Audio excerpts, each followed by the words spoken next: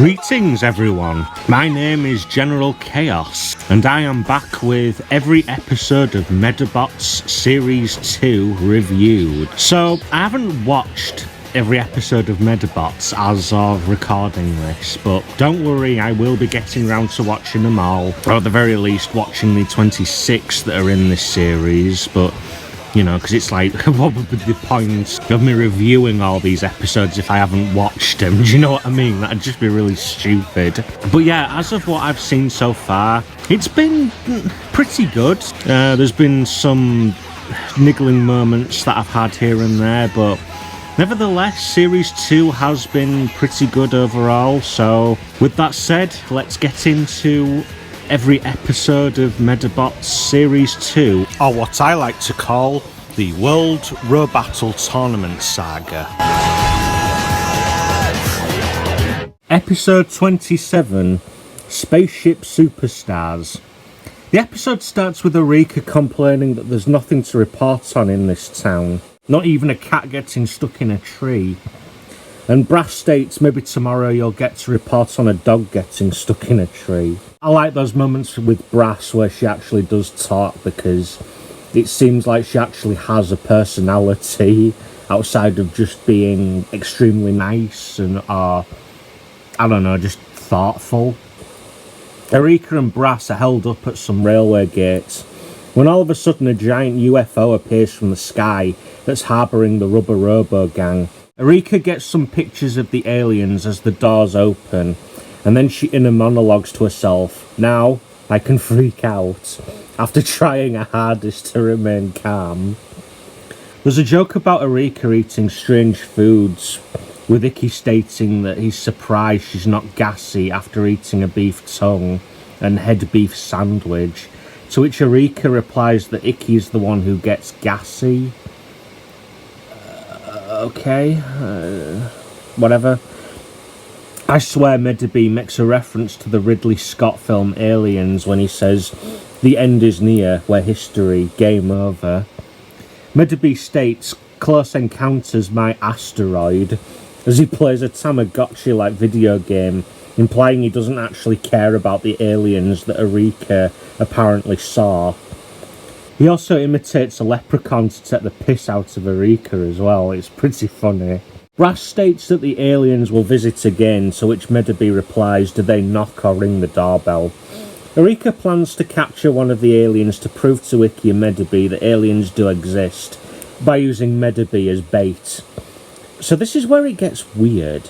The anime cuts to a first-person perspective from Eureka's point of view, where she's looking at Medabots through her binoculars.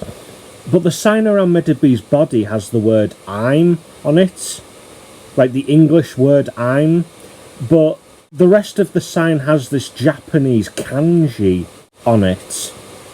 Like, why would you go to the trouble of translating another language but only translate one word? That's just really odd. It almost looks really incompetent as well.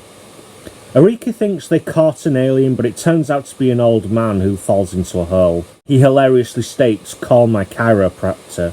The old man reveals himself to be Dr. Scrounge, who researches aliens. There is a close-up of his face when he gives Eureka his business card, again that has kanji on it. He looks pretty normal, but then we cut to a shot where it's Eureka and Dr. Scrounge on each side of the screen talking to each other. And Dr. Scrounge now has this red rectangle on top of his black monocle. Like, why is it black? And what's up with the red rectangle? So these aliens go around doing good deeds, apparently, and Dr. Scrounge has a map with all the places where they've been sighted. They also ate most of the soup at the soup kitchen as well, because aliens get hungry too, you know. In a later episode, we tried to see Squid Guts trying to get access into the Rubber Robo's lair, but he gets the password wrong when he says tentacle, and the guy behind the door blatantly tells him that the password was actually barnacle, and he just lets him in anyway. Like, these guys wonder why they're so bad at being criminals. It's brilliant. I love the Rubber Robos, it's just so brilliant. Gill Girl tells Squid Guts one is long and one is hard, fool. Just don't mind me, I'm just gonna insert a Lenny face here. I don't even know why, but... So Sea Slug goes into detail about how the Rubber Robos had to start somewhere.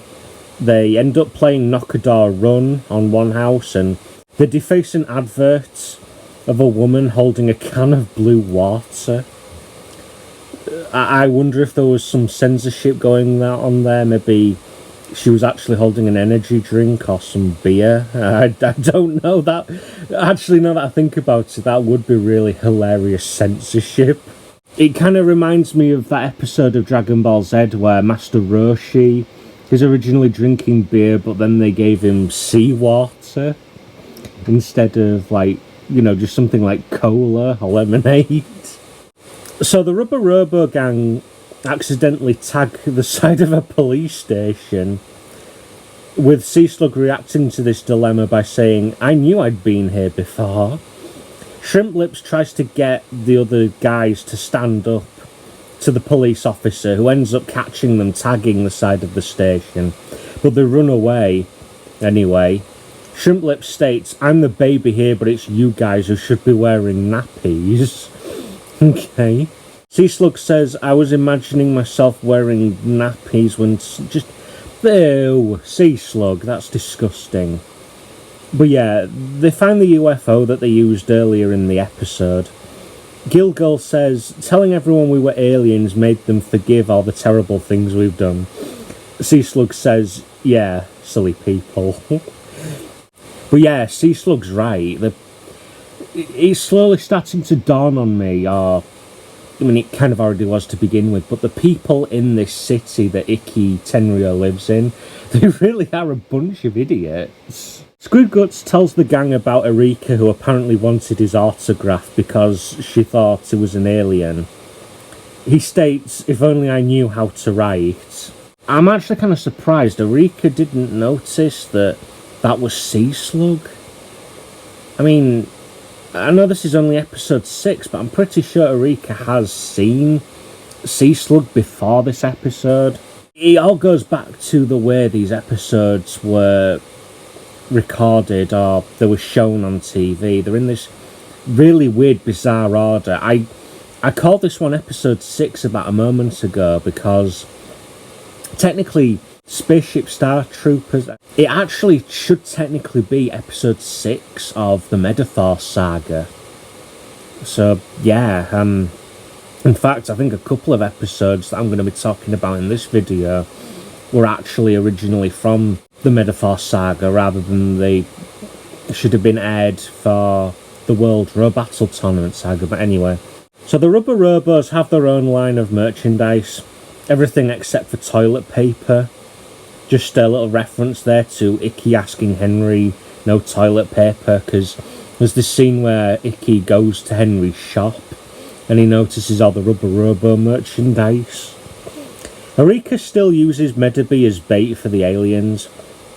Why she didn't get a picture of Squid Guts when she asked him for his autograph, I'll never know.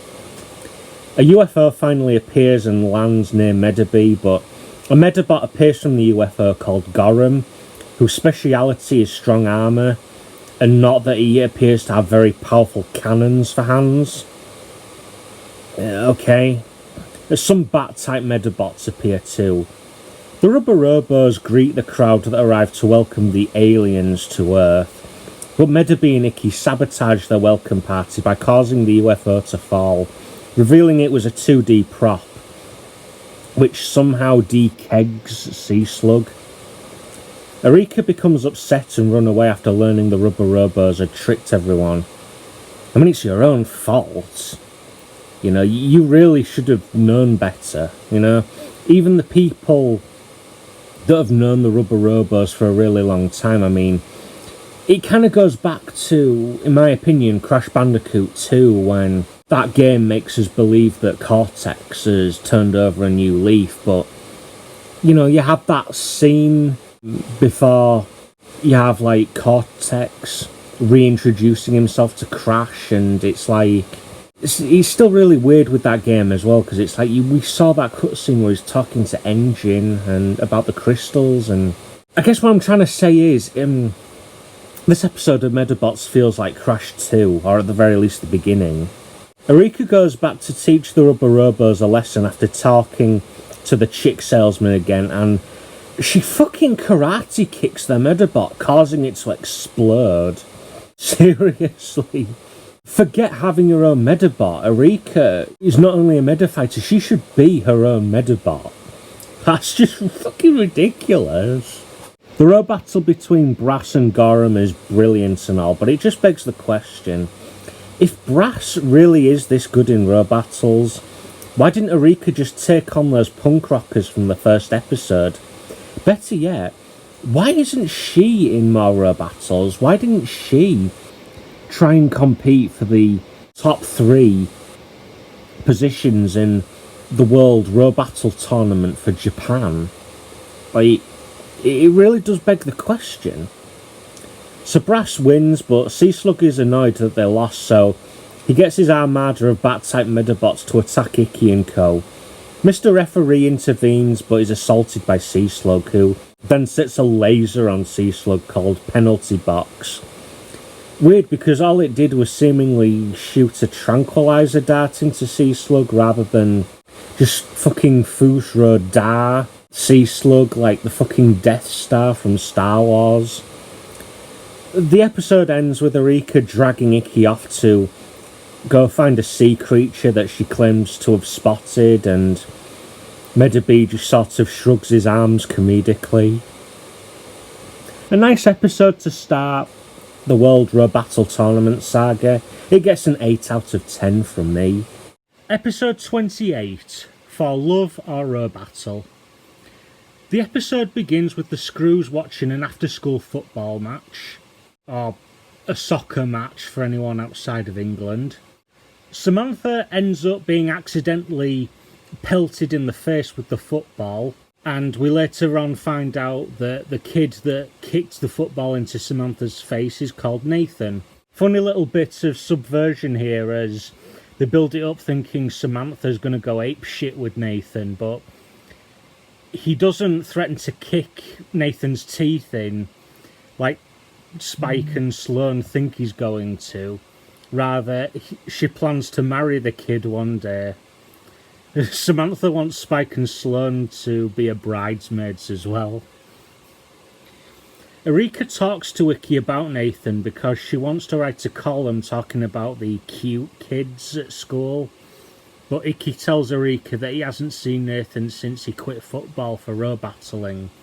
Medabots asks, who's cuter than yours truly? Erika goes on about Nathan some more, but then Medabots, who has now become irritated, states, the lunch lady likes me. So should I be creeped out by this, or just... Okay. Erika and Icky spot Nathan, who ends up being tackled by Samantha. Erika starts taking pictures of Samantha and Nathan together, to which Samantha more than happily starts posing for. Erika starts interviewing Nathan, and she describes Samantha as a bully with an attitude. But don't all bullies by default have an attitude? I mean, that's why they're bullies. Samantha is seen in the next scene doing a stereotypical he loves me not thing with a flower. Spike states, if it looks like poison ivy, don't eat it. Trust me on that one. Implying Spike at one point was hilariously stupid enough to eat poison ivy. Samantha reveals how she ended up with a crush on Nathan, and apparently it all started one evening when it was raining. More like pouring, the kind of rain where you're soaked to the skin. But then again, all rain does that, doesn't it? It is water. I'm sorry, I'm laughing because that bit... The way Samantha delivers that line as well, it's like... Also, Samantha was so grateful for receiving an umbrella from Nathan that she had overlooked the fact that at the time the umbrella was leaking. So Nathan was trying to be really nice to her, give her an umbrella, but then on the same night that Samantha was describing it was like chucking it down with rain. But it turns out the umbrella had a hole in it anyway. Erika helps Samantha to get Nathan to like her, Samantha, by having Samantha make, I apologise for the double Dutch, making a voodoo doll for Nathan, and football-themed donuts. Samantha thinks to herself as Nathan almost throws up eating one of the donuts. Samantha ends up challenging Nathan to a fight. Nathan goes to Icky for advice, but Icky states, "You kicked the football into her face, I'd expect something bigger in return." To which Nathan replies, "What, like a basketball?" Then Icky asks, "How big do rocks get?" Icky and Medabots go with Nathan to meet Samantha, who tries to ask Nathan out, but ends up only being able to ask when the next bus is coming. And it causes everyone to do the really dramatic, "Oh no, they didn't say that," and then drop to the floor kind of thing. You know how it is with anime. Nathan ends up revealing to everyone that he hates Medifighters, so Samantha decides to give up a Medabot Pepper Cat to get Nathan to like her. Icky reveals to Medabots that Nathan once had a Medabot called Stingray, implying something once happened to Nathan to cause him to hate Medifighters. Nathan reveals to Icky and Medabots that he gave up row battling when he and Stingray ironically get their asses kicked in a row battle by Samantha and Peppercat. Erika confronts Samantha and gets her to throw the row battle with Nathan, so Nathan will forget how mean she was to him. So Icky and Nathan have a tag team row battle against Samantha and Erika, and Samantha ends up winning after she decides throwing the row battle to get Nathan to like her just isn't worth it anymore. So it turns out Nathan has an older brother called Brandon, who we'll end up seeing a little bit later on in this series, who Samantha also ends up falling in love for instead of Nathan, and Nathan has multiple pictures of himself taken by Erika to show he's making a comeback into row battling.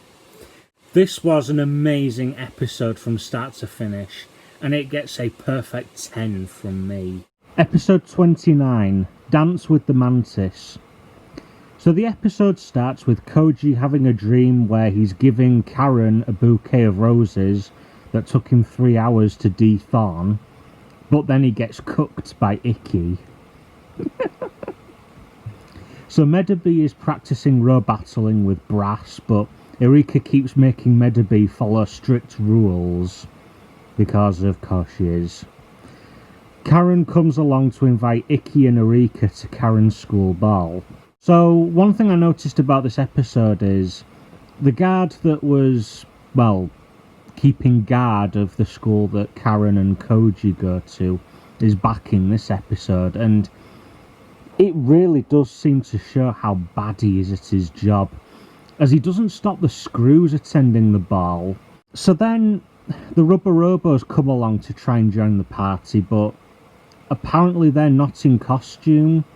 It's really weird because he doesn't recognise them as the Rubber Robo gang. Like, you think he must have heard of them or something. And what's really funny is the Rubber Robo gang, they're still wearing the Rubber Robo costumes, like, underneath. And the guard, for some reason, seems to think that they actually were in costume, so he just lets them through. It's a really weird scene, but yeah. So Icky meets up with Karen and Dr. Aki. Karen is dressed as a Rubber Robo, and Dr. Aki is dressed as a knight. Koji tries to get everyone's attention as he tries to finally tell Karen how he feels about her, using these spotlights. But an accident occurs and the spotlight hits Samantha instead. And after failing to get Karen's attention, Koji runs away but ends up being challenged to a row battle against the Rubber Robos and their new Medabot called Manta Prey, who apparently likes chopping things as he keeps chanting chop, chop, chop to himself, which did actually kind of tickle me a bit. Mr. Referee comes in on a zip wire dressed as a superhero, and he flies right into the wall.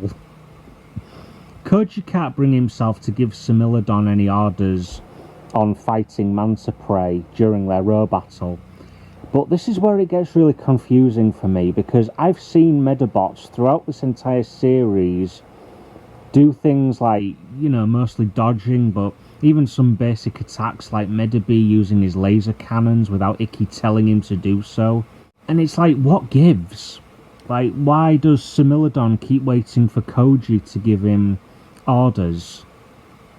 Like, you know you need to fight this guy, Similodon, just go for it. Also, when Koji gets pushed over the edge after confronting one insect too many, Similodon also starts flipping out exactly like Koji. Again, it's weird because, well, Koji is the one who's afraid of insects, not Similodon, so why did that happen? Koji's butler tells Icky, Arika and Medaby how Koji became afraid of insects, all because of a praying mantis larvae sac which he had forgotten about in his cupboard. Medaby brings up a very good point that he's a beetle-type Medabot, and yet Koji's never really been afraid of Medaby. Apparently Koji's biggest problem is with praying mantises, but then why has Koji been afraid of butterflies and other insects? Why does he keep stating that he's afraid of bugs, as in all insects in general? Koji's butler offers everyone a year's supply of 5-star cuisine, just like the food served at the party, if they can knock some sense into Koji. Arika asks, when we have our 5-star meals, who will be cleaning the dishes afterwards?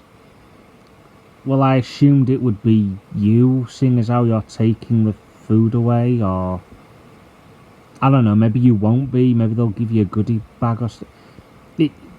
It was another joke that didn't really do anything for me, but can't really blame the anime that much.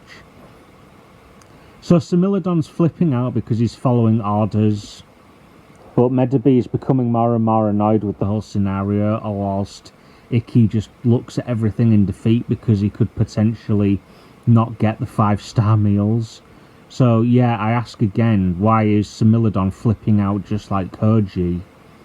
I love how Mr. Referee just states that he gets paid either way, even when a row battle doesn't get resolved.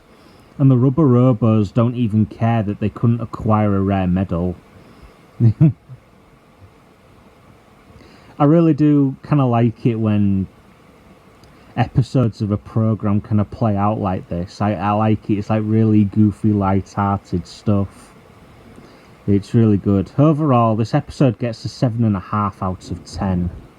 Episode 31, Bridge over Troubled Squid Guts, also known as Row Battle Bridge. Yeah, it's another one of those weird episodes that apparently has 2 titles. So, we find Koji is training Similodon so he can counter the Medifast from Medaby. I'm just watching this and, wow, Fox Kids really did fuck up with the episode order. Because the previous episode was when Icky and the gang were trapped in the school.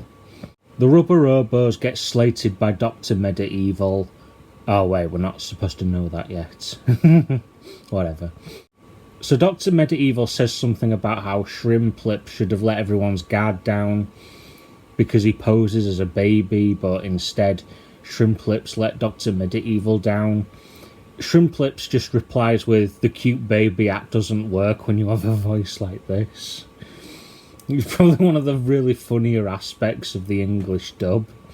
Dr. Medieval puts Squid Guts in charge of finding a rare medal, but every last Rubber Robo in the lair berates Squid Guts because he's an idiot.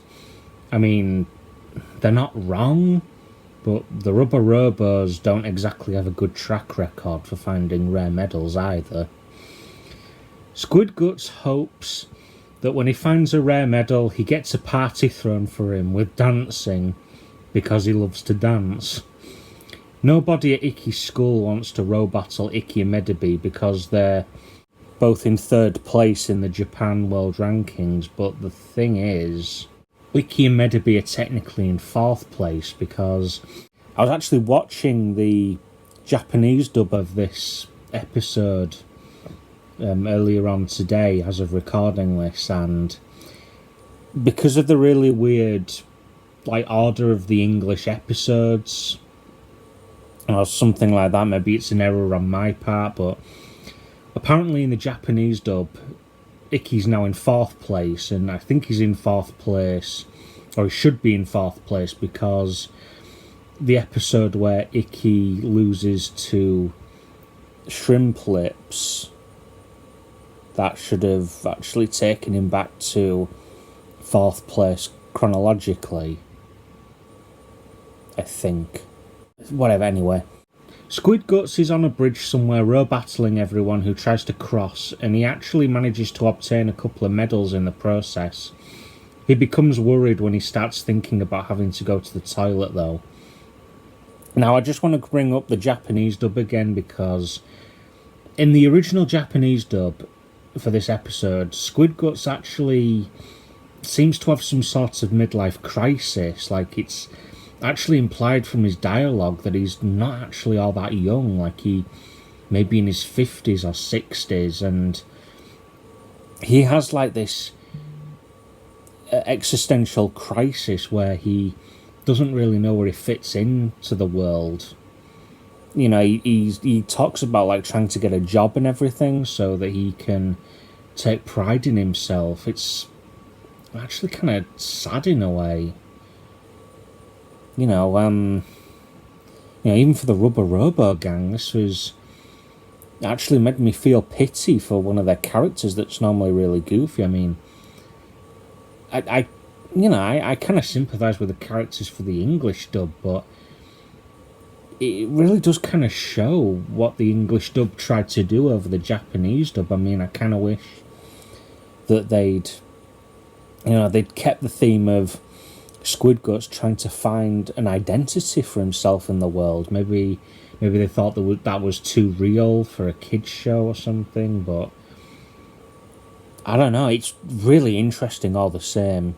For some incredibly weird reason, Karen, who's been looking for Icky earlier on in this episode, she encounters loads of people trying to cross the bridge, but because Squid Guts keeps row battling anyone that sets foot on the bridge, they're all losing their medals and nobody can cross. So it's really odd.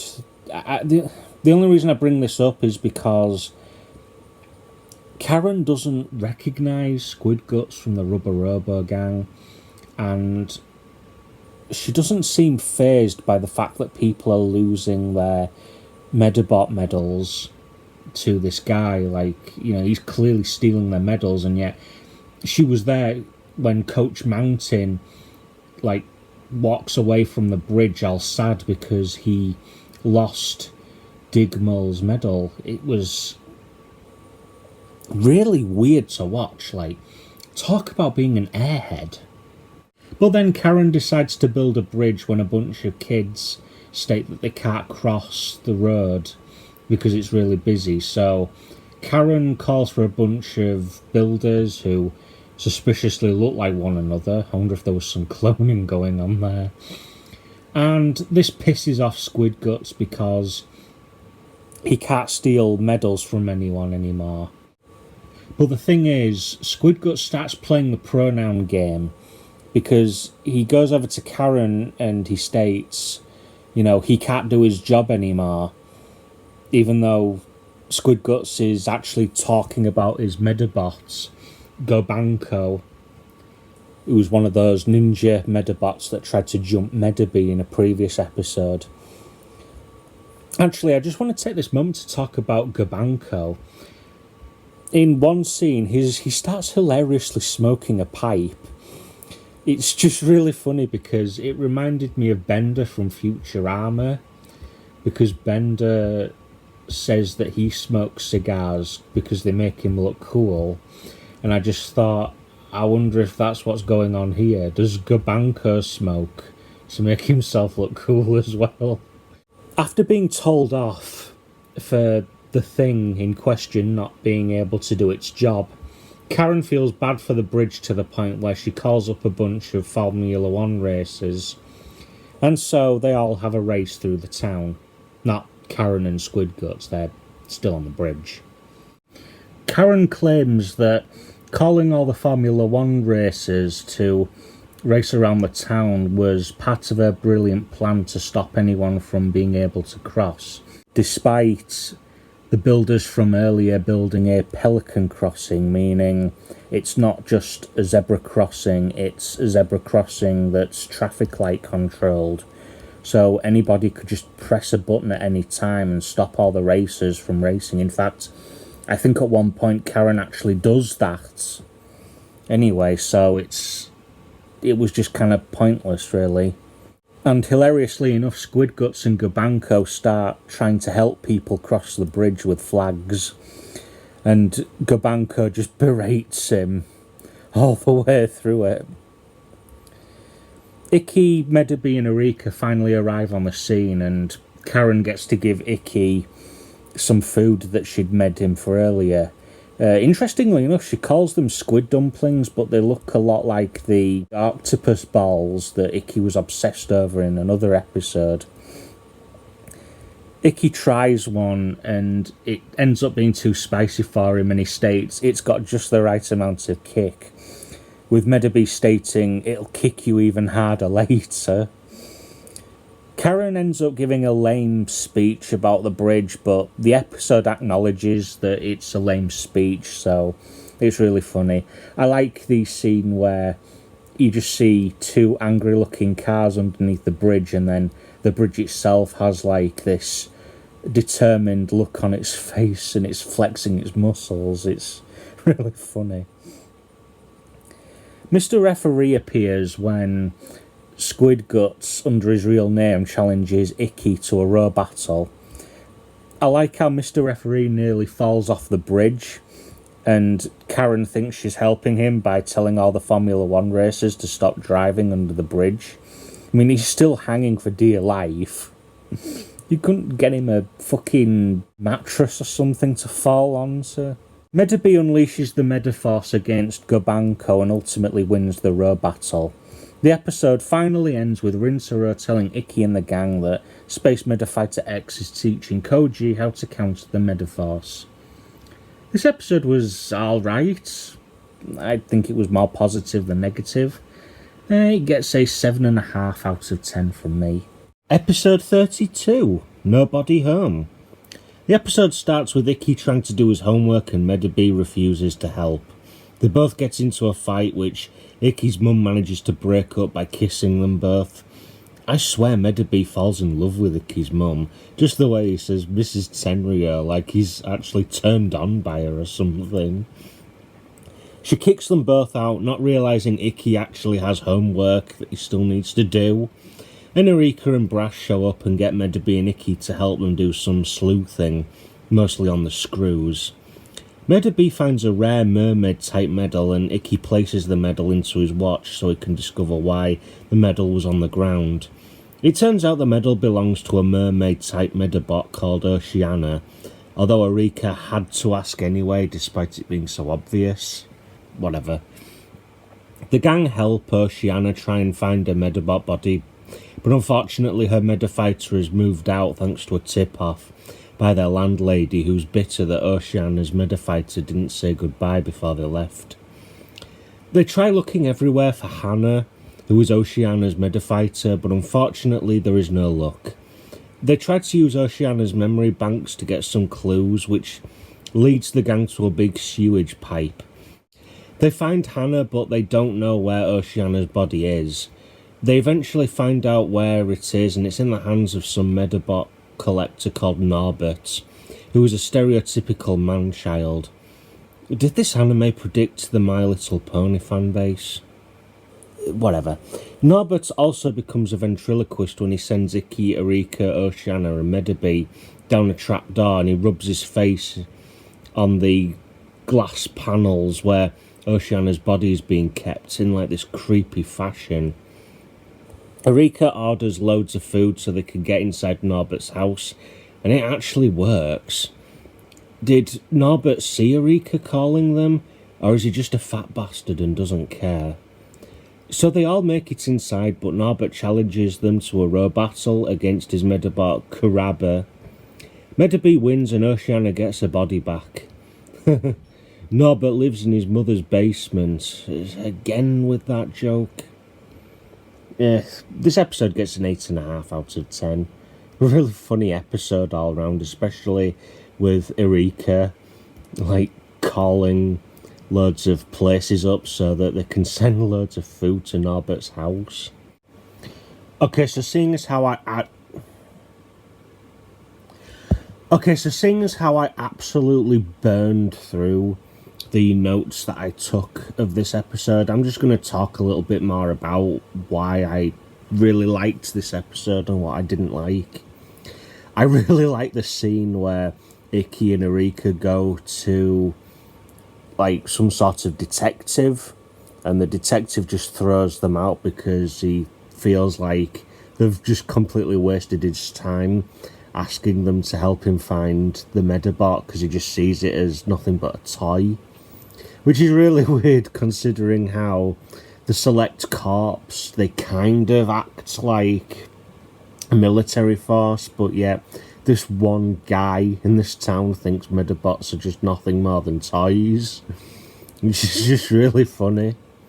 I really liked the scenes where Erika and Icky, Medabots and Brass, they're like spying on the screws. Like, and it's really funny when they get caught as well. Like, it's one of the very rare moments where Spike actually looks like he's got a pair of testicles on him, which is really funny. And seeing Sloane just like shout at them as well, because he's usually really like calm and composed, which is also funny too. Yeah, I'm just getting really sick of cartoons, or just media in general, that keeps making that joke about, you know, there's a guy who still lives in his parents' basement or something. It's a joke that never ever made sense to me. I know I've already talked about this before, but just it's not even a funny joke. It doesn't even make sense. Like, why would a parent force their child, son, daughter, whatever, into moving them from their nice cozy bedroom into the attic or the basement? Or, you know, why would they choose to live there? You know, I've been in an attic before and it gets really fucking cold. Even basements, like, you know, there's whatever. Anyway, let's just continue. Episode 30. Once frostbitten, twice shy. The episode starts with Coach Mountain fighting for his life outside the abandoned school that has been hit by a massive snowstorm. We cut to one day earlier with Icky, Erika and Medabots walking through the park, and Icky thinks he spotted a snowflake. Apparently Medabots has never seen snow before, which I think is just a bit odd. I mean, okay, he spent all that time back at Henry's shop where he was, you know, like encased in all that plastic and stuff, like in the back room, but surely he must have seen snow back when Henry used to own him. I don't know. Anyway, the whole segment with the screws challenging Icky, Erika and Medabots to a snowball fight is brilliant. Icky, Medabots, Erika and the screws make it to school, but unfortunately they get locked in, as it turns out school had been cancelled, and it finally dawns on them that they're all trapped inside. We cut to a scene with Coach Mountain doing a 3000 press-up workout before he teaches. In this scene he turns into a ventriloquist as well. Coach Mountain goes looking for the school caretaker, who is coincidentally named Groundskeeper Billy. Yeah. This wouldn't be the first time when the English dub of Medabots would make some sort of reference to The Simpsons. We had, I think Icky in an earlier episode lived at 747 Evergreen Terrace or something. Yeah. Medabots claims he can hear something, then Samantha farts. Or was it Spike that farted? Spike at this point states that he actually misses being in class, and Samantha angrily states, "I'll pretend I didn't hear that." The Screws and Icky become incredibly hungry, with Spike stating, "After my soup, we can use the bowl to shovel our way out," with Medabots replying, "I can tell you what you can shovel with that idea." The seven manage to find food in the staff room, but the Screws end up eating it all. There's a really funny moment where the seven previously mentioned manage to find a small heater, and Eureka tells everyone not to go to sleep, but the Screws go to sleep anyway.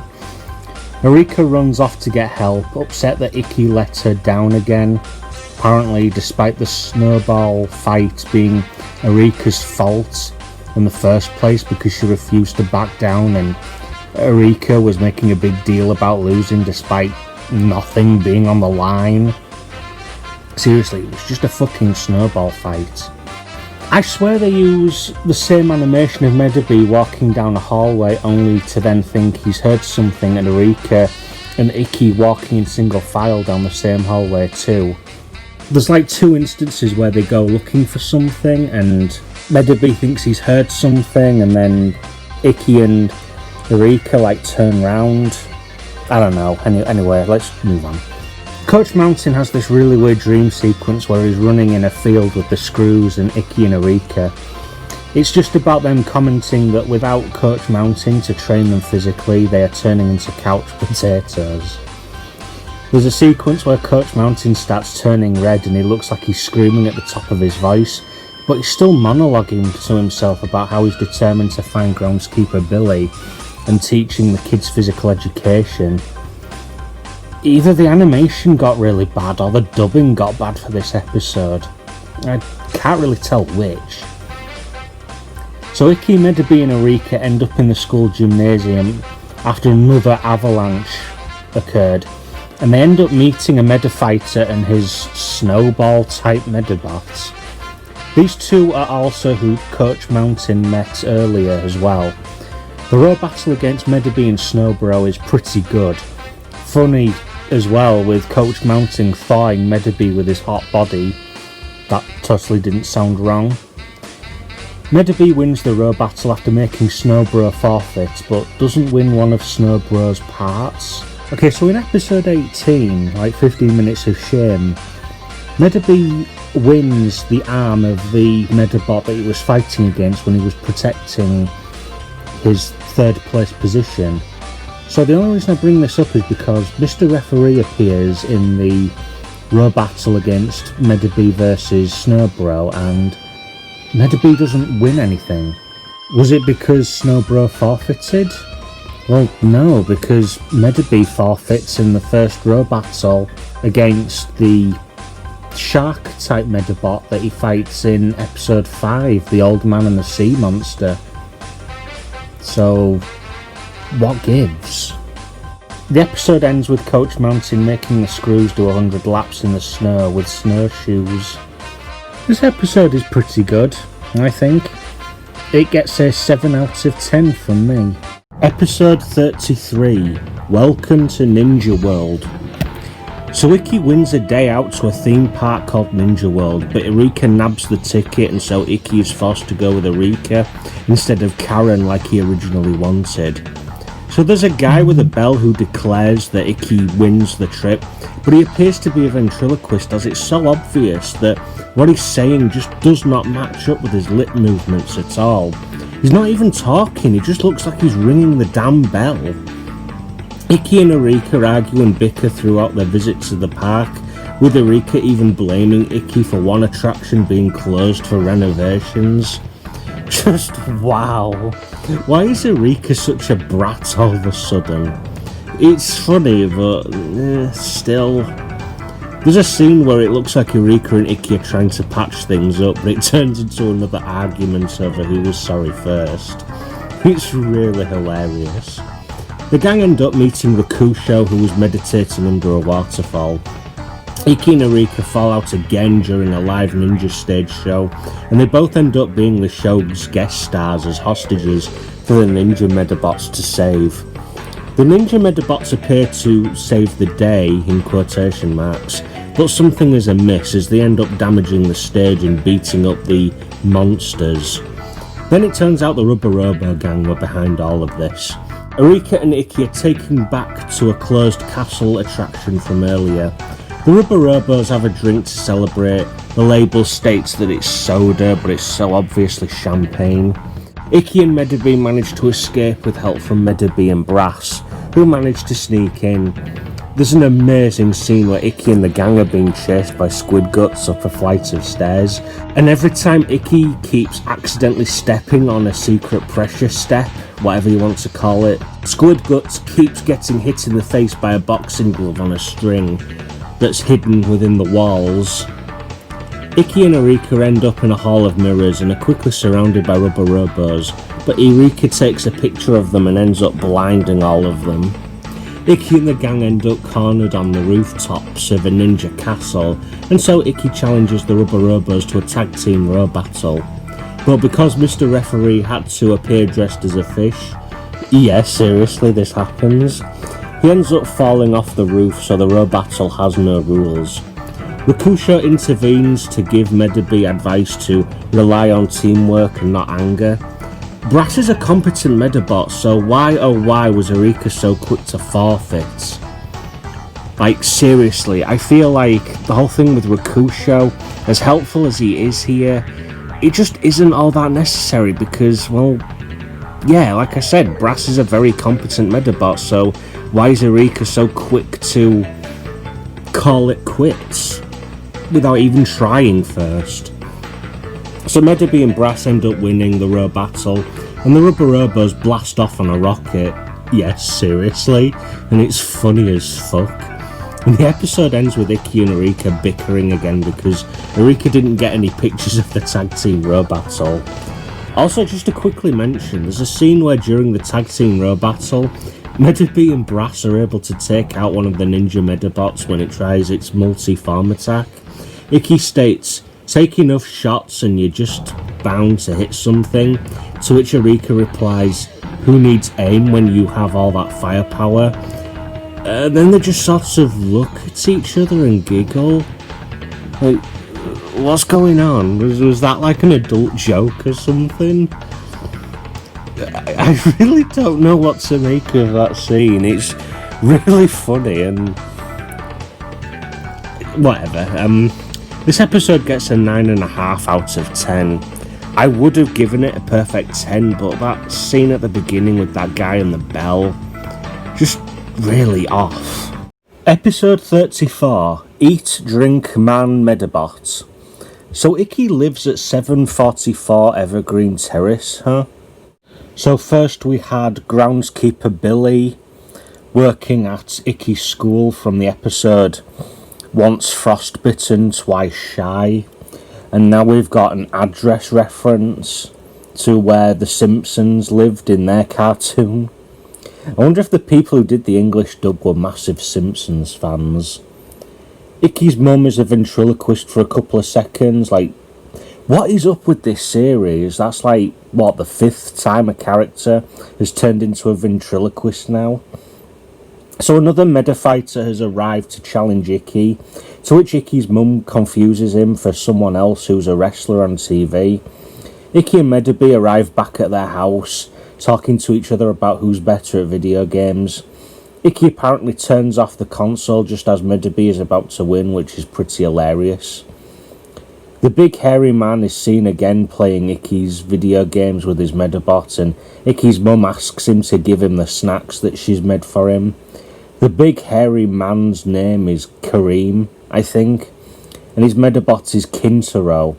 They reveal why they come to Icky's house. It's because while they were out training in the wilderness, They were attacked by 100 evil Medabots. So now Kareem and Kintaro are now out for revenge.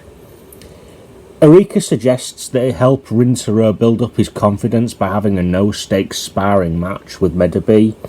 Mr. Referee comes right out of nowhere, eager to referee the row battle, but Erika turns him down, saying she's going to referee and that it's not a proper row battle. Mr. Referee says, "Sorry to bother you," and slinks away sobbing. It's hilarious how dramatic this scene plays out. The match gets called off because everyone comes to an agreement that it's not proving anything. So the whole thing was just entirely pointless then. So they all go back to Ikki's house where Rintaro kicks Medabi's ass at video games. So this is where the episode gets a bit weird. Ikki's parents allowed Kareem to sleep in the same room as Ikki. Like, even at the time this episode was made, you'd think the board of censorship would have had said something about this. Like, that just doesn't seem red flaggish to anyone. The next morning, the gang only now decide to ask Kareem to describe the whole story back to them so that they can find out who exactly ambushed Kareem and Kintaro. Kareem apparently was voted most likely to become an anime artist. The gang go out to search for clues that could lead to the ambusher. Medabi comes across Rabudo, whose speciality is time control. How is this Medabot and his Medafighter Rupert not in the World Row Battle Tournament rankings for Japan? Seriously, he can control time itself. How come this is the only time we see this Medabot? Like, he doesn't even appear in the final episode where Dr. Medieval uses the giant baby blue robot to try and take over. Like, where the hell was this guy when Gobanko was threatening to destroy the entire city? You'd think something like time control would be very useful. Why wasn't anyone calling up this guy? Well, anyway, the gang theorised that the Medabot that attacked Kareem and Rintaro could potentially be Rakusho, and lo and behold, they meet him at the park, saving a pram from landing into a riverbank. Rakusho reveals that he did attack Kareem and Rintaro, but plot twist, it was because during their training, Rintaro had shot down nearly half the forest. There weren't that many trees to begin with, and Kareem turns out exaggerated about being attacked by 100 Medabots. Pretty cool plot twist, and pretty funny as well. Kareem challenges Rakusho to a row battle, but Rakusho declines as Mr. Referee runs away sobbing again. Kareem orders Rintaro to attack him anyway. The fight ends with Kintaro chopping down a tree that lands on top of him, apparently the same way he lost the first time when he got ambushed, quote unquote.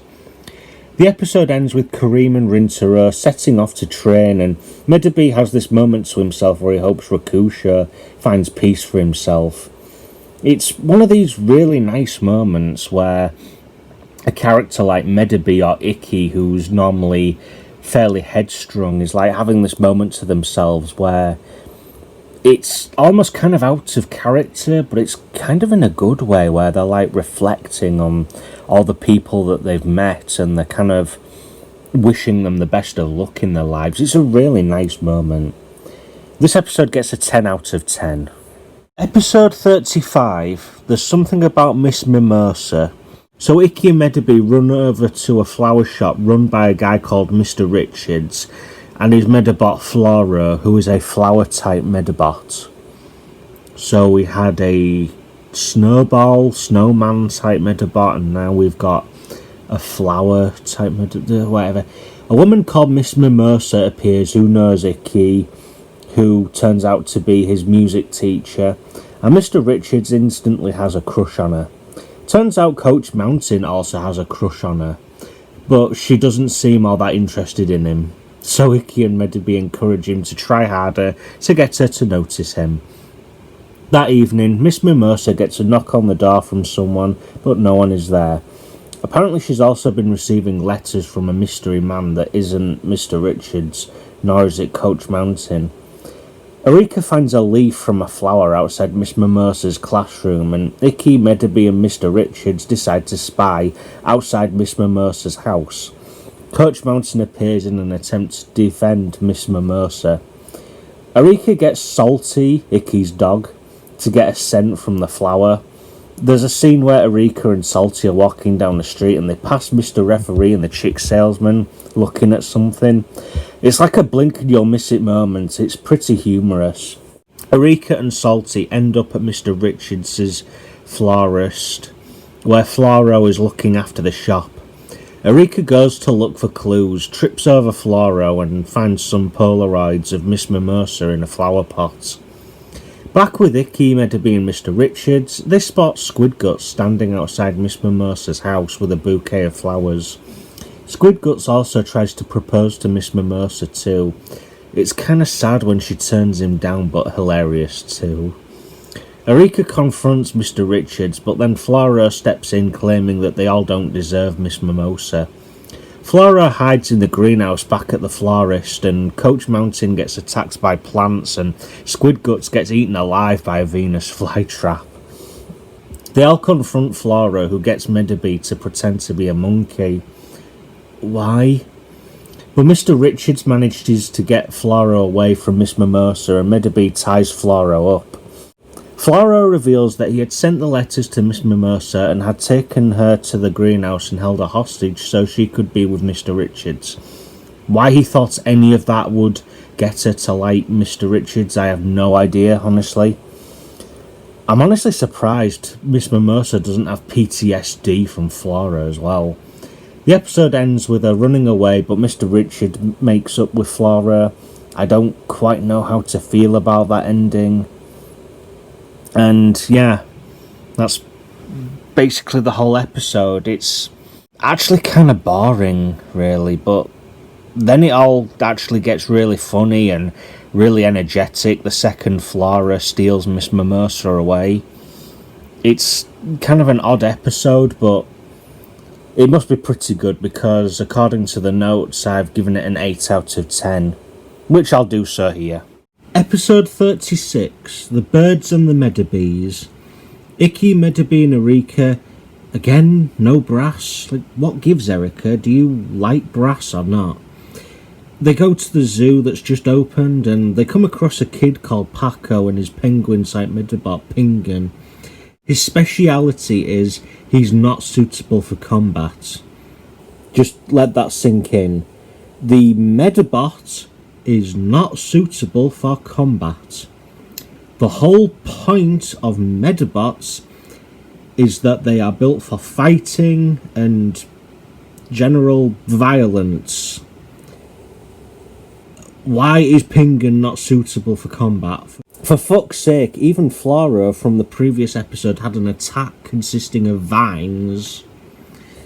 Okay, so things get weird when a lion deflates, revealing that it was actually a costume that a group of penguins were using. Then a giraffe faints and penguins emerge from that. Paco and his Medabot get kicked out of the zoo by some zoo staff, who are secretly Squid Guts and Gill Girl from the Rubber Robos. Icky and Medabots notice the TV talking about penguins like the ones from the zoo, which prompts Medabots to think that they should go back to the zoo tomorrow. The Rubber Robos are disappointed that their plans to start a zoo have failed. They reveal it failed because Sea Slug, despite wanting money to take over the world, was handing out loads of free emission coupons. Icky, Erika and Medabots go back to the zoo, only to find it's now a monster zoo. The monster zoo is also a ghost town as well, with only the trio inside. The trio find some zookeepers getting ready for a stage show involving penguins, with the announcer shouting, "Ever seen a penguin jump through a flaming hoop? No, neither have we." Just hilariously dark. Medabots interrupts the show when Gill Girl starts threatening the penguins, so the trio get thrown out. In the scene where Icky and Erika are being carried out by the army of Rubber Robos, Medabots is nowhere to be seen, but just a couple of seconds later, Medabots is seen again as the first out the three to get thrown out onto the footpath outside the zoo. So what happened? The trio bump into Karen and Paco and Pingan again, who are trying to cool off the penguins by pouring water onto them from a watering can. They encounter Rakusho, who feels bad for the penguins, saying it's only natural for any living creature to want a place that they can call home, and then he leaves. It took the gang for a gust of wind to blow off the hat that Squid Guts was wearing for them to realise the rubber robos were doing all of this. You guys are idiots. So Ikki suggests that once they break into the zoo to rescue the penguins, they take them all to the giant ship heading for Antarctica that the TV was talking about the previous day. So on the night they break in, Ikki tries to get onto the roof and Karen just hands him a grappling hook, because she always comes prepared, but it turns out the door was unlocked anyway. The gang managed to break all the penguins out and are even able to fit all the penguins onto a bus too. The rubber robos fail to catch up with the bus, so they just grab a taxi. The rubber robos fall behind again when the taxi driver has to stop at a red light, so they ditch him. The taxi driver understandably becomes pissed that they've refused to pay the fare, so Shrimp Lips tries to pay with a rubber robo credit card. Hilarious. The rubber robos somehow manage to catch up to Ikki and the gang, and a row battle ensues with Mr. Referee appearing from a penguin suit he was wearing from the gang of penguins that the Ikki and the gang were trying to help rescue. So Mr. Referee was one of the penguins all along. If so, then how is it that no one noticed until now that he was one of the penguins? If not, then I guess it's just a case of Mr. Ben syndrome, where he just likes fancy dress. Rakusho appears again to help stop the rubber robos from stealing back the penguins. So the episode ends with all the penguins and Pingan on board the ship setting sail for Antarctica, with Mr. Referee apparently also on the ship as well, waving back at Ikki and the gang. Also, remember how back in the Medifast saga I brought up that in one episode Medabots uses a pair of legs for swimming for one row battle? Well, in this episode he actually acquires those legs. So this episode gets an 8.5 out of 10. Episode 37, Skyward Yell. The episode begins with Ikki, Medabots and Arika walking back from Dr. Aki's house after doing some row battle training, when suddenly they are confronted by the Phantom Renegade. Arika ends up with tunnel vision as she tries to get some pictures of the Phantom Renegade. Like she just slowly walks up to him, trying to take pictures when it's clear that he's after Medabots' medal again. But it gets really weird because he just sort of walks past her. Yeah, it's a really weird scene, but anyway. He attempts to steal Medabots' rare medal and even manages to trap Medabots in a net. But Rakusho comes along to save Medabots and Phantom Renegade flees the scene, with Rakusho on top. The next morning, the gang meet Dr. Aki again, who introduces them to a Medabot called Femjet and her Medafighter Kaylee. Kaylee reveals how Femjet hasn't been quite herself, not just because of the slip-up that occurred a minute ago, where the plane had to make an emergency landing because she was about to fall off, but because there was an incident that had occurred quite a while back where they had to crash land. They had to do like some sort of emergency landing that time, and I think they actually ended up crashing at the flight show after a stunt went wrong. So Ikki decides to challenge Kaylee to a row battle to help Femjet become more confident in her skills, but before they row battle, Ikki fashions Medabots up with some flight parts so Medabots has a better chance of winning. Mr. Referee appears by a kite that is held up by rope that isn't completely drawn, and is bewildered by Medabots in his flight parts, quote unquote. The row battle ends with Medabots taking himself out with his own heat-seeking missiles, and Femjet ends up acquiring Medabots' quote unquote aerial parts. It's a really funny row battle. It's just Medabots floundering around trying to actually take off, and it's just really funny.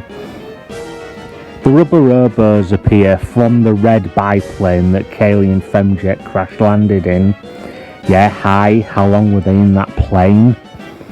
and they steal Femjet thinking she is powered by a rare metal. They then fart to escape in their UFO. This episode is just brilliant.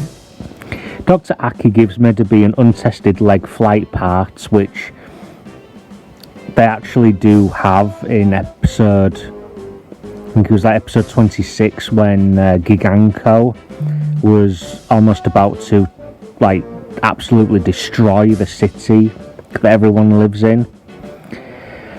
And anyway, Dr. Aki gives Medabots the untested leg flight part so that he can go after Dragonfly, the Rubber Robo gang's new Medabots of the week. Ikki ends up fighting for balance when a plasma bolt from Dragonfly hits the plane that they're all flying in. But Medabots manages to save Ikki, and after that he gets Ikki to grab Femjet from the Rubber Robos in their UFO whilst Medabots goes off to fight Dragonfly. Mr. Referee initiates the row battle from the biplane's wing, but how in the actual fuck did he get there? The UFO breaks thanks to Sea Slug frantically screwing around with the controls, and it causes Ikki to fall from the UFO as it breaks. But Medabots goes in to save Ikki, and there's a really funny scene where Sea Slug keeps getting repeatedly kicked in the face as Squid Guts tries to get rid of excess baggage because the parachute that the 4 Rubber Robos are having to share is starting to lose altitude. Medabots' new flight part takes a direct hit from Dragonfly, but Ikki and Medabots are able to get Femjet's medal back into Femjet, and she learns how to perform her aerial abilities again. When I watched this for the first time, I was actually kind of surprised at the outcome of the row battle. Like, I honestly thought Medabots could have been disqualified because he was getting outside help from Femjet. Because, you know, technically wasn't Femjet like interrupting the row battle by helping Medabots. She was never really part of the row battle. It was always Medabots versus Dragonfly, but whatever. This episode gets a 9.5 out of 10 from me. It's a very nearly perfect episode overall. Episode 38, Love at First Bite. So the episode starts off with Ikki being really hungry, and we're introduced to Natalie and her Medabot Octoclam, who are selling octopus balls from a kiosk. Just before the episode introduces us to Natalie, Ikki says he can smell something, and Erika states, "What? Even ladies get gas?" The episode gets a little bit confusing because Ikki says because the octopus balls that he's being served are disproportioned, then in his words they're an abomination. But then he winds up giving Natalie a 6 out of 10 for the octopus balls anyway, so it was just really weird.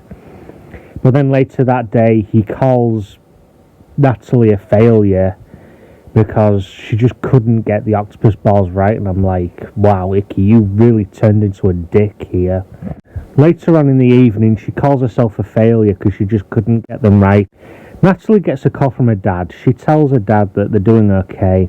Her dad, weirdly enough, suggests that they use corned beef instead of octopus meat, and Natalie calls him out, saying that that's gross and false advertising. Natalie returns to prove to Ikki that she can make the perfect octopus ball, and she ends up falling in love with Ikki after thinking that he's just trying to encourage her. She reveals that her family business went into jeopardy when Natalie's dad replaced the octopus meat for corned beef, and it's really funny when you take into account the phone conversation that she has later on. I was watching the Japanese dub of this episode quite a while back, and it's a little bit more dramatic. It's in the English dub, I think it has something to do with octopus meat being really, really expensive to get. I think that was the case in the Japanese dub, but I think in the English dub it's played more for laughs. Actually, now that I think about it, I think it was kind of the same thing. Like, it was done because it was cheaper, not because the dad like had no reason to cheap out. But whatever. I just thought I'd bring that up. But anyway, Natalie challenges Ikki to a row battle because she really wants to marry him, and Ikki never agrees to it, but he tries to fight back regardless.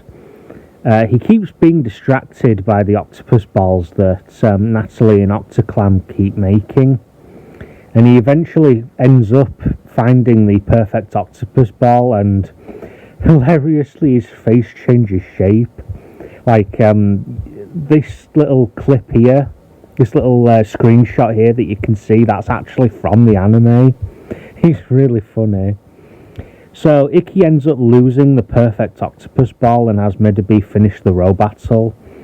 So it was really weird. So have Medabots and Octoclam just been standing around the entire time whilst Natalie and Ikki had that moment together? Octoclam has his medal eject, but he falls and hits the ground the same time as Medabots does, so shouldn't Medabots' medal have ejected as well? So the row battle ends in a tie. It's really weird. So just as the scene is about to end, the camera cuts to a scene with ninja Medabots spying on Ikki and Medabots from an earlier episode. And the leader of the Medabots claims he has to return a gift.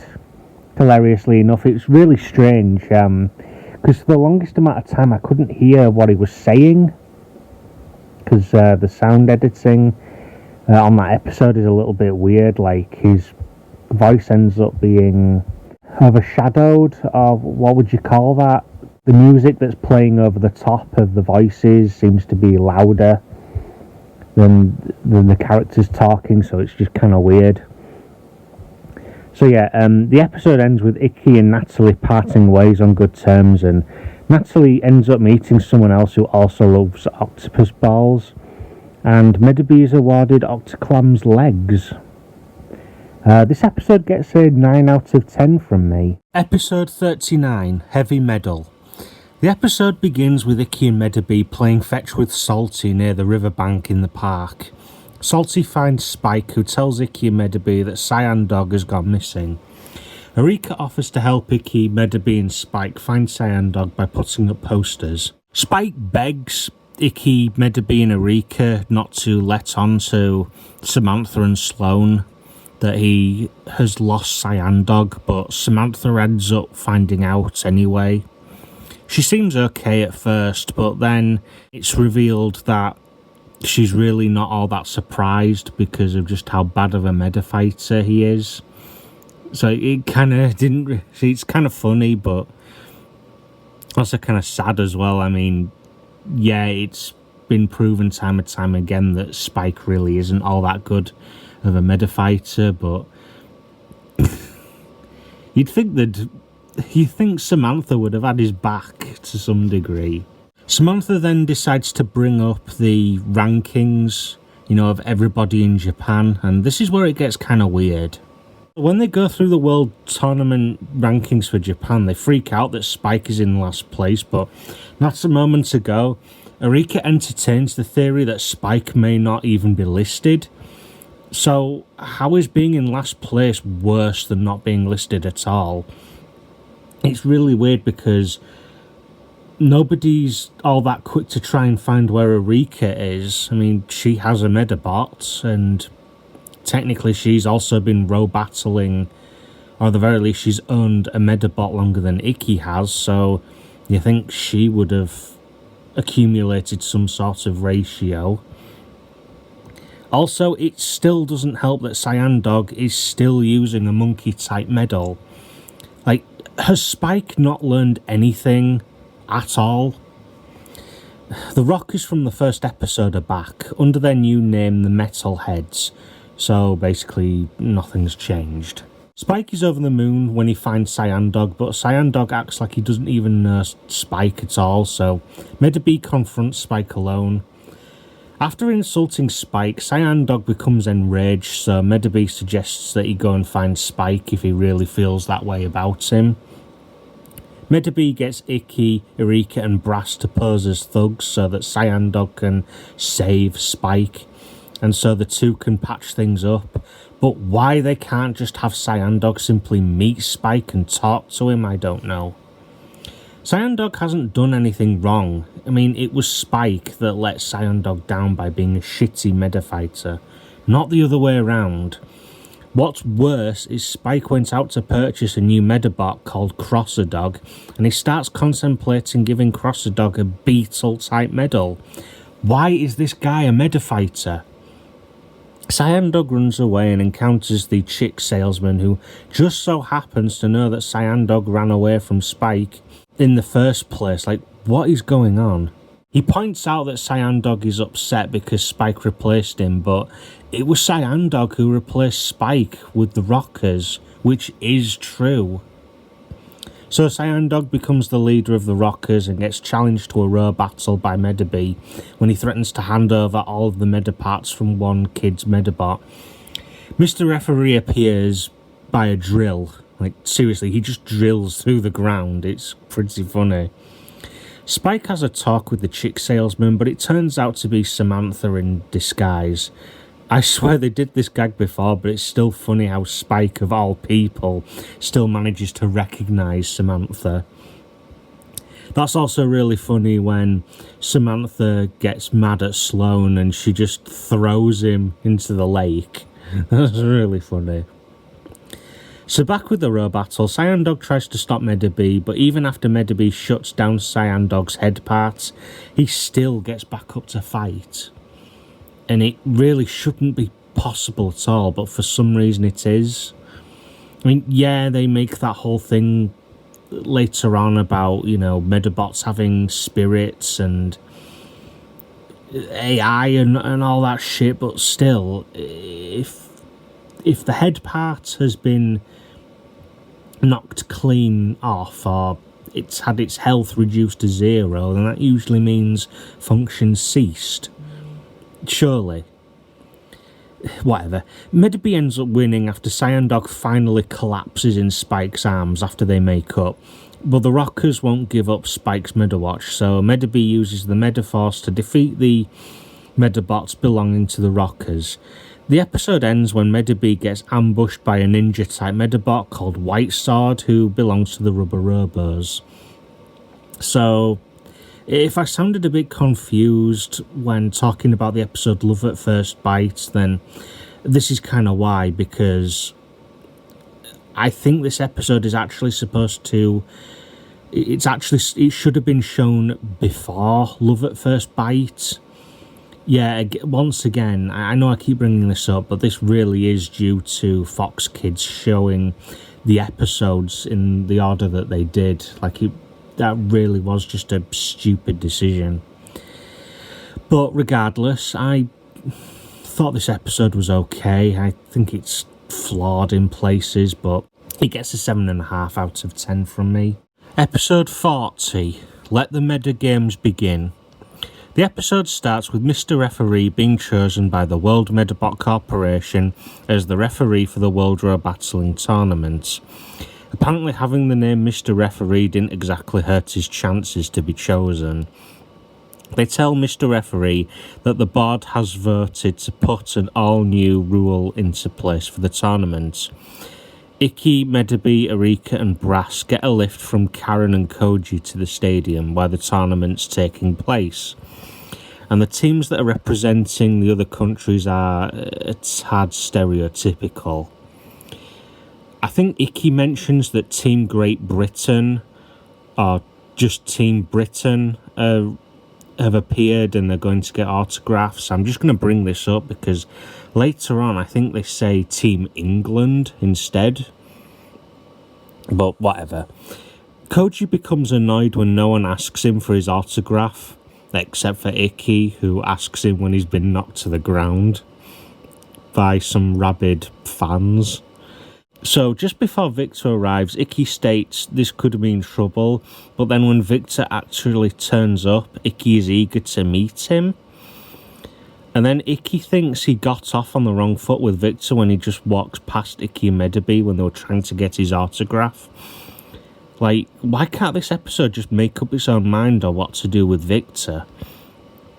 Dr. Aki's surprised when Erika states that Space Medafighter X is also the Phantom Renegade. But wasn't Dr. Aki there in the episode Extreme Measures when Space Medafighter X gets unmasked? So Ikki meets Koji in the room for the 3 Medafighter representatives of Japan, but Space Medafighter X is yet to arrive. So the first row battle is about to start, and it's Team Mexico versus Team Kenya. There's a funny moment where Ikki reveals the surprise that Erika had given him that was in the green bag, and it's an inflatable Space Medafighter X and Arc Dash. So we get to find out about the new rule that the World Medabot Federation has made up for the championship, and it's that the winner of a match will receive the loser's medal. So the championship starts with an exhibition match, which means it's simply a friendly match with nothing on the line. Space Medafighter X still hasn't arrived, so Team Japan could end up being disqualified. But then he appears, but it's quite clearly Karen, and no one notices this. The real Space Medafighter X is selling pizzas at one of the kiosks. I mean, you know, you've got the whole World Row Battle Tournament thing going on, Henry, and yet you're still selling pizzas. I don't get that. That's really odd. I feel like he should have really planned a little bit more, but whatever. Medabi goes in for the Medifast, but War Bandit, Victor's Medabot, simply jumps into the air to avoid it, and then teleports away from Similodon. Kind of makes me wonder why the Medifast was such a big deal if all you could do was just jump out of the way. So the episode ends with the time limit expiring and the row battle ends in a tie. This episode was a little bit disappointing. I mean, this was like the very first episode that introduces everyone to, you know, the World Row Battle Tournament. Like, this was like the big build-up.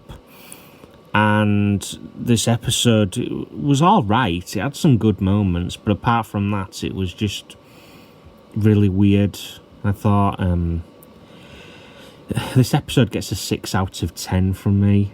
Episode 41, Pixels and Pirates.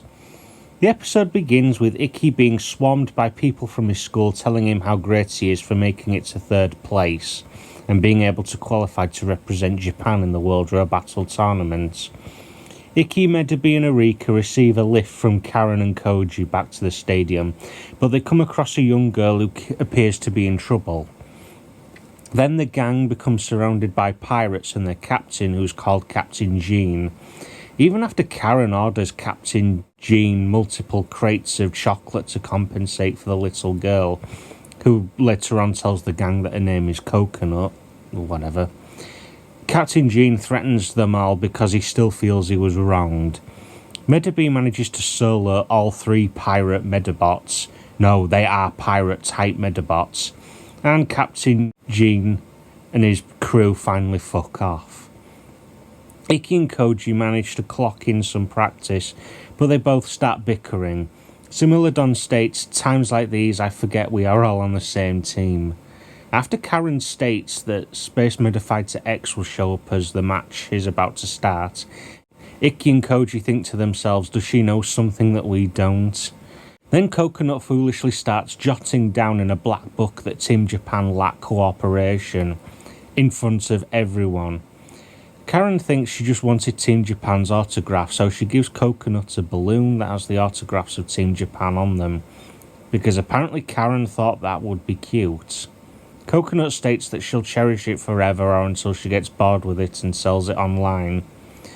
So Karen ends up filling in for Space Medafighter X again, and once again nobody can see that Space Medafighter X is now half the size of what he should be, now has long red hair, has a gruff but still fairly feminine voice, and has a Medabot that isn't even Arc Dash. Seriously, why hasn't Team Japan been disqualified yet? They even question how Captain Jean managed to get the pirate ship into the stadium, but not Space Medafighter X being the size of a small girl who even has a different Medabot. Also, Coconut reveals she was actually working for the pirates all along. Team Japan really should have known that already. The row battle starts and the pirates reveal that they lost on purpose earlier, which is why Medabi could defeat the 3 pirate Medabots so easily. Ikki and Koji start arguing again over who's the leader of Team Japan, when Karen finally snaps and states that she is going to be the leader. Karen comes up with the idea of having Neutronurse heal the opposite team, which left them distracted so Medabots and Similodon could surprise attack. I mean, it's still a pretty good idea. I mean, Neutronurse not being suitable for combat is still quite bad. I mean, they're Medabots. They were built to destroy each other, but still. Neutronurse ends up becoming drained of her energy, so Medabots and Similodon are forced to protect her. The pirate team go for an attack called the Bermuda Triangle to take out Neutronurse and Medabots, but Similodon rescues them both by stepping in the way. Team Japan win the row battle and they tell Coconut and the pirates to keep their medals so they can get better. This episode was okay, it had its moments where it could be quite funny, but it's still a bit of a weird kind of episode here and there. This episode gets a 7.5 out of 10 from me. Episode 42, The French Deception. The episode starts with Medabots and Ikki arguing because they both slept in and their second row battle is in 2 hours. Medabots thinks it's strange that Ikki got a shower and dressed as quickly as he did, but as it turns out it's not the same Ikki. This one is intent on short-circuiting Medabots so Team Japan can't compete. Meanwhile, Erika and Brass become worried as no one from Team Japan has shown up yet. Everyone races to Ikki's house after Dr. Aki gets a call from Ikki that Medabots' medal has disappeared. Later on, they find Koji riding in a blue van. He claims Similodon is still okay, but when he opens the back door to the van, Similodon appears to have had his medal stolen too. Team Japan confront Team France, but no one is in the stadium suite. They get help from a bodyguard who even lets them search the room for themselves, but they just scan the room from the door. Are you sure, guys? I thought Medabots' medal and Similodon's medal was a pretty big deal. You're not going to search the whole room top to bottom? The Phantom Renegade shows up to protect Neutronurse when Team France tried to steal her disguised as Ikki and Koji. The Phantom Renegade goes to Samantha to pose as Space Medafighter X when Team France kidnap Karen. Ikki and Koji confront Team Japan and they end up trapped in the room where they found Karen and all of the stolen Medabot medals, and Mr. Referee refuses to stall the match between Team Japan and Team France. There's this really weird moment where Ikki and Koji are having this back and forth argument with each other where Koji suggests that they just use another Medabot and Ikki's like, no, he got to where he was with Medabots and he plans on finishing the World Row Battle Tournament with Medabots. And that's really weird if Koji's suggesting that and that would just be okay with everyone, because if that really was the case, then what is the point in the world rankings to begin with if you can just swap another Medabot out for another one? If you could just swap a Medabot out for another one, that just seems really odd to me. Like, the Medabot that got you the position that you're given because of how good you are, that's like the reason how you got the rank in the first place. If you just started another row battle within a tournament with another Medabot, then, well, the competition should be null and void because that Medabot didn't fight anyone else, you know? Team France appear for the match and so does Space Medafighter X, or rather Samantha dressed as Space Medafighter X, but whatever. Ikki, Koji and Karen make it out of the room thanks to Karen blowing it up, and Ikki takes the bag of medals with him as he doesn't want to row battle with another Medabot. They eventually make it to the stadium with a minute to spare, and it turns out one of the members of Team France was actually the Phantom Renegade the entire time. Ikki and Koji get their Medabot medals back, and Medabots uses the Mediforce in retaliation to Team France stealing their medals and everyone else's in the tournament. Team Japan win the match by default, and the members of Team France get lifetime bans for their misdeeds. The episode ends with Team France once again trying to impersonate Ikki to hilariously suggest that they get the ban on Team France lifted. This episode was pretty good. It gets an 8 out of 10 from me. Episode 43, Space Meta Ballerina X. So Samantha is trying to be a ballerina, but she's trying to keep the ballerina pageant a secret. But her mum doesn't make it easy for her. She's not only inviting everyone in Samantha's family, but also gets Spike and Sloane to send out invites to everyone at Samantha's school. Erika tells Ikki and Medabots that Koji is waiting for them outside the school in a horse and carriage. Ikki, Erika, Koji and the Screws are cramped in the carriage, with Ikki stating his foot has fallen asleep, with Samantha stating that Ikki's brain has fallen asleep.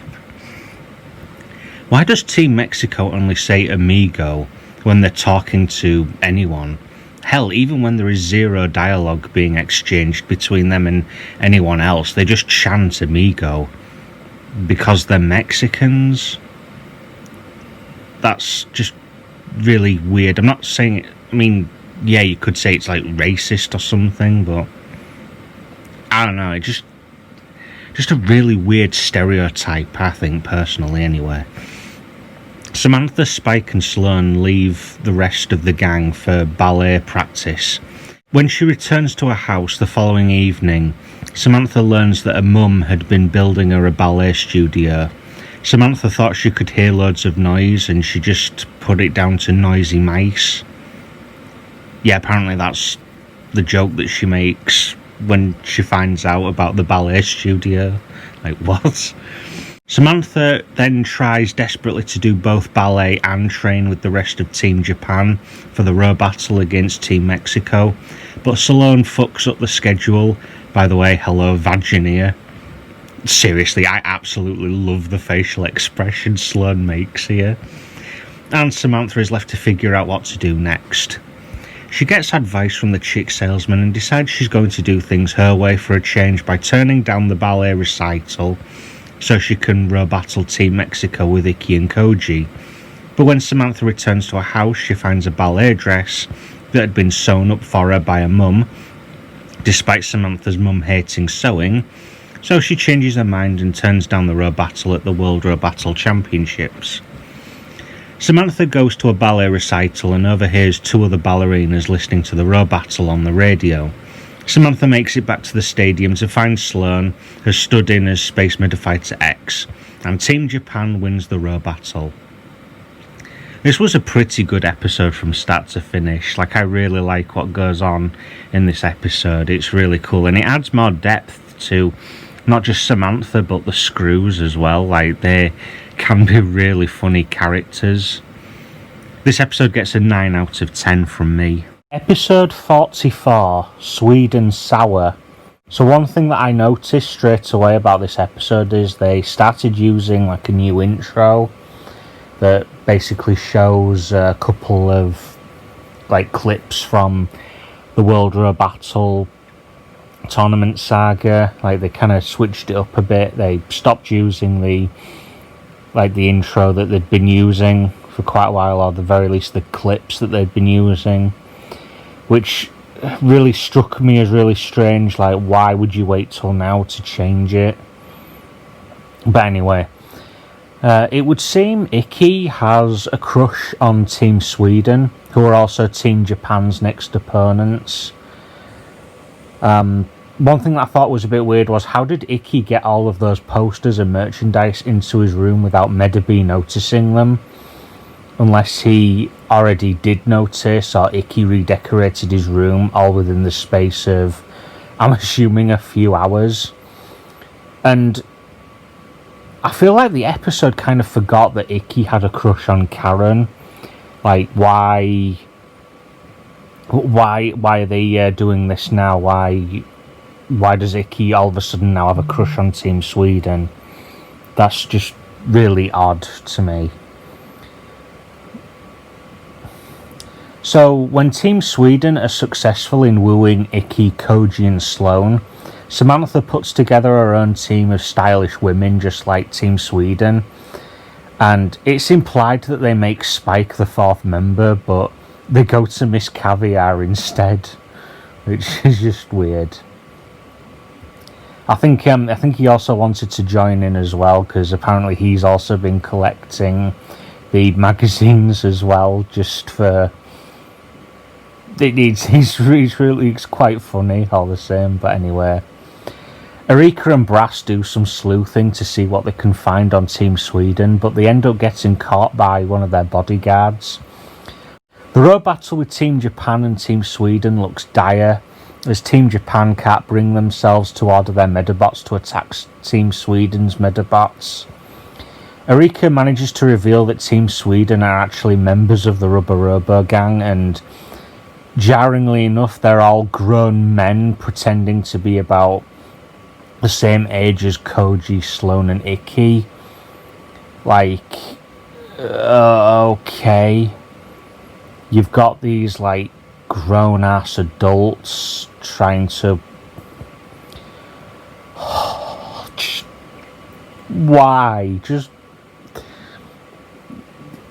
One thing that I also noticed as well, shouldn't the row battle have been null and void, seeing as how the Phantom Renegade intervened, and the fact that the Rubber Robo gang have been posing as Team Sweden the entire time? Like, also, what about the point that Sloan is still posing as Space Medafighter X? Like, that should have been a massive red flag that Team Japan may or may not have been cheating the entire time, or whatever the fuck you want to call it. Like, seriously, or... I don't know, I guess because Sloan's posing as Mystery Medafighter X, or they're treating the two characters, like Phantom Renegade, as like two separate entities, and I don't know, I guess the World Medabot Federation never figured that out. I just thought I'd bring it up. Maybe that is the reason why they were never called out for that. I don't know. Team Japan win the row battle as they celebrate their victory, and the Phantom Renegade ponders what the Rubber Robos are up to now. There's this really awkward scene where, just before Icky finally snaps out of it and tells Medabots to attack using the Mediforce, where one of the Rubber Robo gang members, like, blows Icky a kiss. Like, for fuck's sake, how was this allowed to air on TV? That's fucking pedophilia right there. That's some really fucked up shit. But anyway, just putting that aside for now, that's just, this episode is so weird. There's a scene with Victor talking to someone in a skybox. They look like they're drinking wine, but the bottle says it's grape juice. Like, just... Who do they think they're fooling? Like, look at this picture here. That is so obviously wine. Like, I used to watch The Simpsons as a kid, like, religiously. And I was completely fine whenever Homer used to drink Duff beer. I never used to turn around to my parents and say, "Mummy, Daddy, I want a beer. I want to get fucking shit-faced." I never did that. Because beer didn't interest me. Hell, for the longest amount of time, alcohol just did not interest me. Alcohol was just an alternative to Coke or lemonade or orange juice or milk. In fact, even in my adulthood, it still is. It's just nice every now and again, because I just like the taste. So anyway, the episode ends with Victor telling the mysterious woman that's actually Gill Girl that he'll get the medals of the people that he's row battling against in the tournament. This episode made me feel uncomfortable. A lot of it actually kind of did. I mean, if you want to reply to me in the comments section, you know, telling me that it was actually... that maybe I'm taking it a bit too seriously, fair enough, do so. I really don't mind, but as far as I'm concerned, this episode gets a 5 out of 10.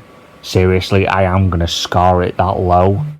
Episode 45, Futures Past. Okay, so just watching this episode from the start, and now they've gone back to the original intro. Like, can this saga just make up its own mind?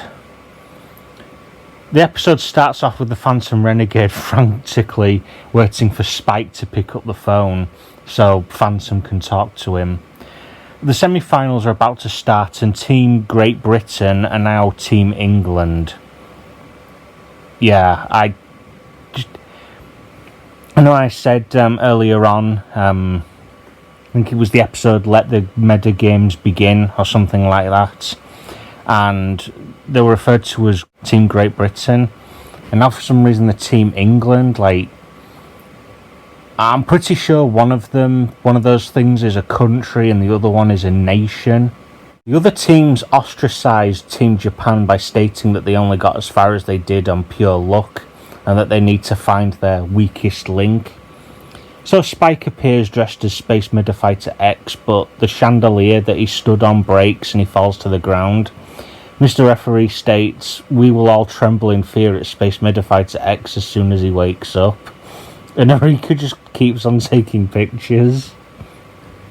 The gang go back to Henry's shop to discuss what Team Egypt were talking about when they said the weakest link. And they also discuss an alleged forgotten row battle that was heavily censored on TV and the media. The gang tried to get Spike to practice for the row battle against Team Egypt, but Spike runs off when Koji keeps yelling at him. Spike, by pure chance, manages to spot Patra, one of the members of Team Egypt, sparring for their row battle against Team Japan. Rintaro challenges Patra to a sparring row battle and she ends up beating him. Patra becomes annoyed when Rintaro brings up the forgotten row battle, and Patra states that Team Japan will get to experience the 10 Days of Darkness again soon enough. Icky goes to Henry about what Patra had told them all, and he gives Icky a tape of the World Row Battle tournament from 8 years ago, leading Icky to rightfully think that Henry is letting on more than he knows. Unfortunately, someone ends up taping over the row battle with a Mr. Garden segment where a man is about to teach the viewers how to speak Spanish to a plant. Okay. I really do love this anime sometimes. Spike tries to call the Phantom Renegade because he feels like he can't be Space Medafighter X, but Samantha and Sloane, who are also dressed as Space Medafighter X, try to convince Spike to continue with his training and get better. The row battle between Team Egypt and Team Japan begins, and it looks like Team Japan are struggling to start off with. Patra reveals what she was talking about earlier when she told Team Japan to look for their weakest link.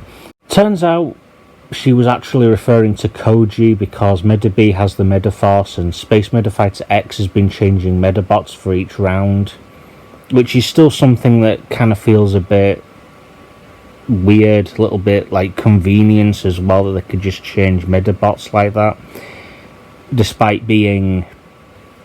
Because the only reason Medabots and Icky ended up being third overall in Japan is because, you know, they have been row battling, and it just, for them, and for Icky to just turn around and say, I'm just going to use another Medabot, despite Medabots helping me win all my row battles, it just doesn't make any sense to me. Like, why even bother having a rankings if you could just switch out Medabots like that?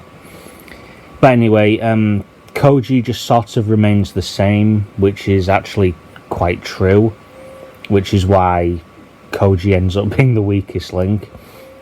Similodon winds up receiving heavy fire, but Crosser Dog ends up saving Similodon by dragging the two mummy-type Medabots and himself out of the ring.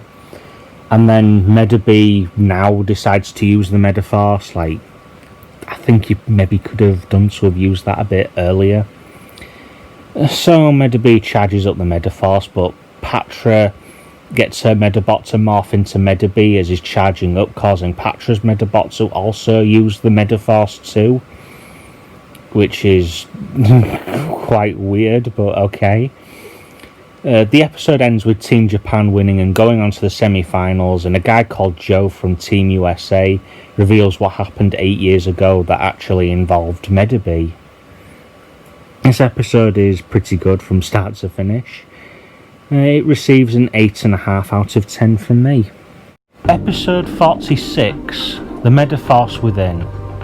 So the episode starts with a flashback to when Patra, Joe and Henry were kids at the World Row Battle Tournament 8 years ago, when Henry ended up destroying the stadium. Icky and Co go to locate Henry so that he can shed some light on this whole dilemma.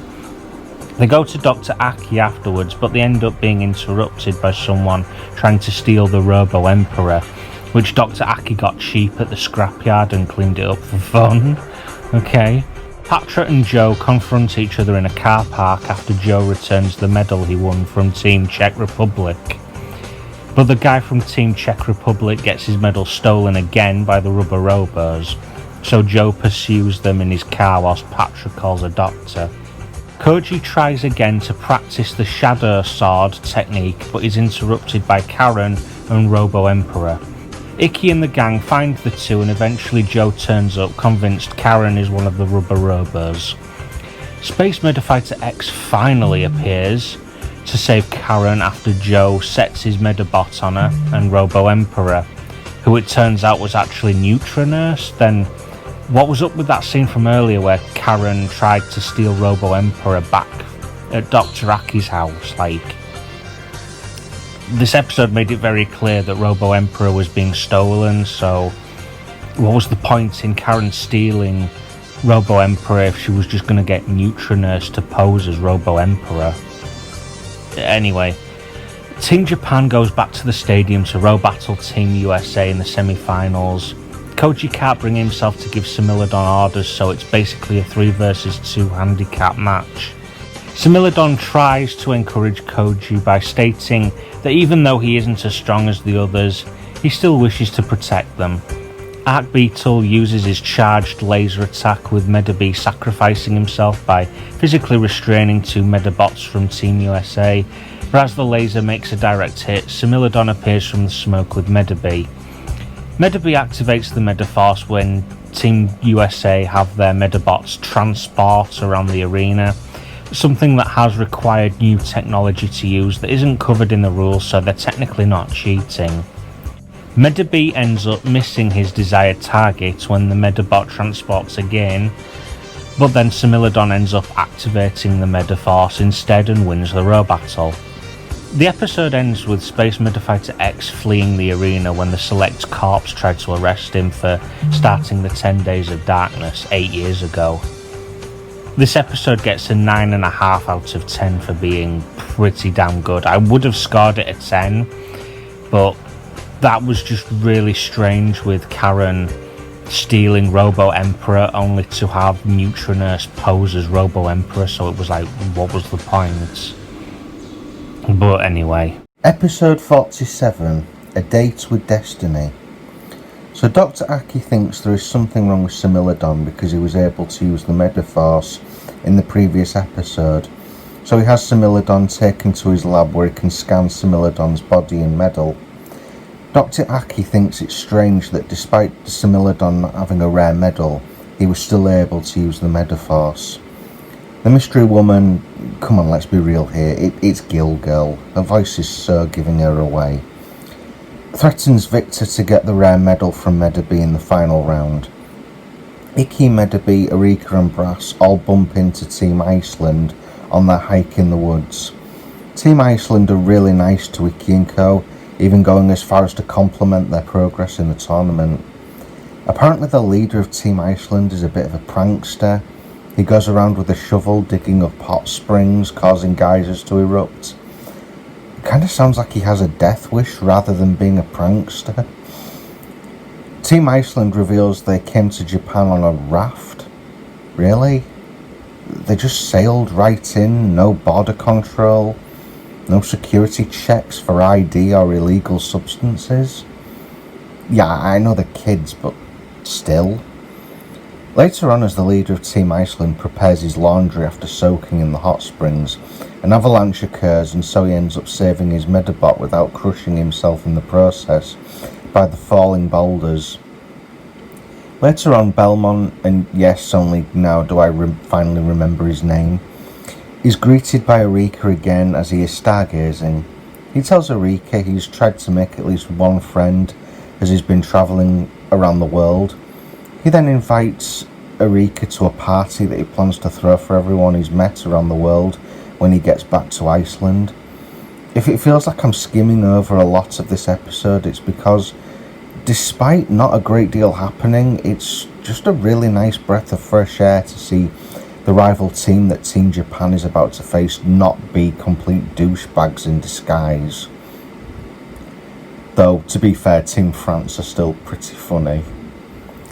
So the next morning, Erika goes to visit Team Iceland, only to discover Belmont has come down with a fever. He's taken to a hospital where he receives a scan. He tries to slink away and lie about how he really feels, and Erika tries to ask Victor if he'll postpone the row battle between Team Kenya and Team Iceland, but Victor states he cannot accommodate Erika's request. Erika and Brass attempt to brainstorm how to make it so Team Iceland can still participate, and War Bandit, Victor's Medabot, asks Brass to walk with him as there's something she needs to know. But then it just cuts back to Erika talking to Belmont back at the hospital. It's still a nice scene seeing Erika being really caring towards someone rather than being a nosy reporter. So the row battle between Kenya and Iceland begins the next day, and Iceland win a coin toss, so the row battle arena is now an aquatic themed arena. Mr. Referee states he will act as referee and a lifeguard. Despite having Team Kenya on the ropes for a majority of the battle, Team Iceland finally loses when War Bandit flash fades to evade an attack from Belmont's Medabot, which somehow leaves Belmont's Medabot unprotected, and everyone is shocked that War Bandit just rapid fires Belmont's Medabot right in the face. It's weird as Belmont acted like he had fully recovered from his fever, despite not that long ago appearing he was low on energy and could barely move, and now he couldn't just tell his Medabot to hide from War Bandit's attack. Seriously, yeah, I know he was just in the water, like he couldn't just submerge and hide out in the water. Okay. So what exactly happened to the rest of Team Iceland? Like, where are the other two Medabots? I mean, it's really weird because it's a 3-on-3 match for like the best parts of the row battle, and then all of a sudden it's just War Bandit and Belmont's Medabot. And yeah, I know he has a name, but I can't for the life of me remember, but fuck it. Brass reveals that War Bandit told her that Victor actually feels guilty for taking the medals of the people he's been row battling in the tournament. The episode finally ends with Icky and Medabots having a hunch that the Rubber Robo gang were the Medabot Corporation all along, or at least they've been posing as them. Which I guess kind of means the same thing. Rubber Robo gang were the Medabot Corporation all along. The Rubber Robo gang have been posing as the Fuck it. This episode gets an 8.5 out of 10. Episode 48, Calm Before the Storm. So now they've gone back to using the new opening that they had in a previous episode. This saga cannot make up its own mind.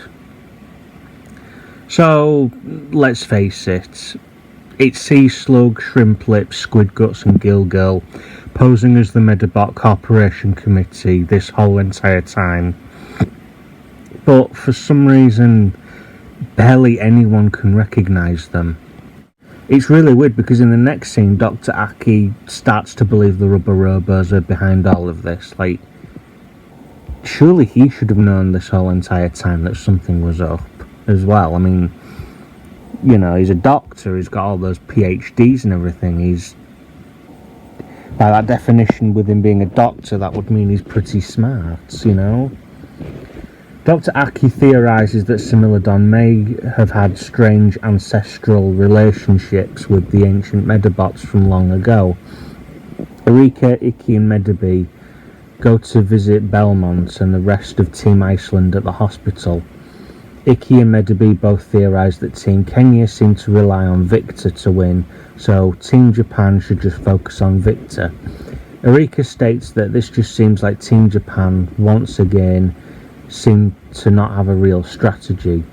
Miss Caviar tries to speak to the chairman of the Medabot Federation Committee, and she gets pushed to the floor by one of the security guards for asking. What the fuck? She wasn't even rude or anything. She didn't even try to assault the guy. She just asked to see him. Unless the security guard is also a rubber robo, but even then, why push her to the floor? That's a bit unnecessary.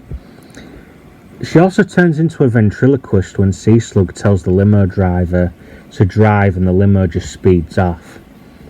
Sea Slug and Gill Girl meet Victor and War Bandit on the pedestrian bridge from the episode when Squid Guts tried to row battle anyone who dared cross it. Then as Sea Slug and Gill Girl leave, Rakusho shows up to talk to Victor. Icky's mum ends up soaking Victor by accident by reversing a car into a puddle and offers to take Victor to Icky's house to dry them off. The Phantom Renegade and Dr. Aki talk about how Space Medafighter X is going to compete in the row battle against Kenya tomorrow. Dr. Aki and Phantom Renegade quickly discover that Miss Caviar was spying on them, and she blackmails Dr. Aki and Phantom Renegade so she can pose as Space Medafighter X in the row battle. Victor states that Icky's mum reminds him of his own mum as he's taking a bath. I don't really know how to feel about that line, but anyway. Rakusho tells Icky and Medabots about what he learned on the bridge after his confrontation with Victor. Icky and Medabots make it home to discover Victor and War Bandit. And apparently Icky's mum never bothered to ask Victor for his name. Victor reveals what happened during the 10 Days of Darkness. Although the anime doesn't specifically say War Bandit and any of the Medabots that went on a rampage killed Victor's parents when he was a kid, it's heavily implied that they were murdered some other way. It's weird seeing Victor as a kid. Honestly, he could be 12 for all I know. But in the present day, he acts and talks like he's in his mid-30s at least, so there's just something very screwy here. Also, this whole thing just seems very off. Victor went on to view Medabots as nothing more than tools and became world champion, but he makes it sound like he hates Medabots, so which is it? If he does hate Medabots, then why does he still have War Bandits? And if he doesn't hate Medabots, then why would he care if he lost War Bandit's medal? I love the scenes with the Screws trying to get ready for the row battle with Team Japan because they think one of them will get chosen to pose as Space Medafighter X again. But Phantom Renegade just strolls by on a bike and tells them that he's already selected someone. It's easily the best scene in this episode. The episode ends with Icky and Medabots talking to each other that night and everyone wishing Team Japan the best of luck in the row battle against Team Kenya. It's a pretty good episode. Not perfect. I think there were one or two things that I didn't like that I wished maybe they'd addressed before they had this episode, but regardless, it gets a solid 8 out of 10 from me. Episode 49, Taking the Victor Out of Victory. The episode starts with Victor having another flashback to his traumatic youth and Team Japan getting ready for their row battle against Team Kenya. The tension is so great, even Mr. Referee sits with Erika, Karen and Dr. Aki in the stands to cool off. It's actually a pretty funny moment. Space Medafighter X, read Miss Caviar, appears for the row battle and the rubber robos, still posing as the Medabot Corporation Committee, think she's going to spoil everything. Did Squid Guts get a tan or something? His face looks brown in the scenes that he appears in when he's sat with the other rubber robos. Okay, so Squid Guts didn't get a tan, he was just coloured in wrong. As we see a little bit later on in this scene where Miss Caviar pleads with Sea Slug to denounce his evil deeds. So Gill Girl knows that that's not actually Space Medafighter X. She says as Sea Slug breaks down, I think he's nervous around girls, especially girls wearing masks. Why don't the rubber robos capitalise on this and disqualify Team Japan? Like, they could finally get Medabots' rare medal or some, I don't know anymore. I guess they'd still have to pry it from Icky's hands or I don't know. But anyway, Miss Caviar asks Sea Slug, do I have to wear the stupid suit? When Sea Slug tells her that if she loses, she has to become a rubber robo. That's pretty funny. So the row battle starts after Team Japan has a minute to themselves to psych each other up for the row battle, and Team Japan are struggling already as Icky tells Medabots to have him and Similodon charge out first so Belzelga, Miss Caviar's Medabot, can scope the other team's moves. Maybe not such a good idea as Belzelga is built like a fucking shit house, and Medabot and Similodon haven't had the best of luck fighting Team Kenya in the past. I feel like all three should have just gone for it personally, like just go all out and assault Team Kenya or some shit. I don't know. So Team Kenya have a special technique called the Power Leech, where War Bandit can stay idle and feed energy to the other two Medabots, in turn giving them more speed and power. Miss Caviar has Icky and Koji get Medabots and Similodon stay behind Belzelga so that they can pull off some kind of bait and switch maneuver where Belzelga looks like she's missing all of its attacks, but really it's causing the arena to become so badly damaged that it slows down Team Kenya. Pretty clever move. But Victor tells War Bandit to start attacking all three of Team Japan's Medabots, and War Bandit manages to do quite a bit of damage, especially to Similodon's legs. Koji comments maybe he can crawl around the arena. Belzelga gets fucking obliterated when Team Kenya plots Plan B, involving two of the three Medabots on Team Kenya sacrificing themselves to take out Belzelga. Similodon becomes enraged when Victor refers to Medabots as expendable like a hammer, and so Similodon uses the Medifast, but War Bandit takes cover behind one of Team Kenya's Medabots and almost annihilates Similodon. Now Medabots and War Bandit are the only two Medabots left. Victor monologues to himself about how Medabots don't understand pain and suffering, and that they only follow orders and cause destruction, which simply isn't true if you've been paying any attention to this anime, but whatever. So an explosion occurs which causes Icky to be thrown to the ground and also causes Icky's Medawatch to come off his wrist. Huh? That was a pretty big explosion, but something random like his Medawatch coming off his wrist. Whatever. I mean, I don't think the explosion was anywhere near Icky, so it took his wrist off, but not his like face and skin and flesh. But whatever. So everyone notices Icky and Medabots getting back on their feet, and Koji is bewildered as to how Icky and Medabots can keep up with their link. Koji, you were there in the first episode when Medabots was fighting row battles by himself in the episode For Better or Worse. Not to mention there's Rakusho, so how is this any different? So it turns out War Bandit can also tap into the Medifast as well.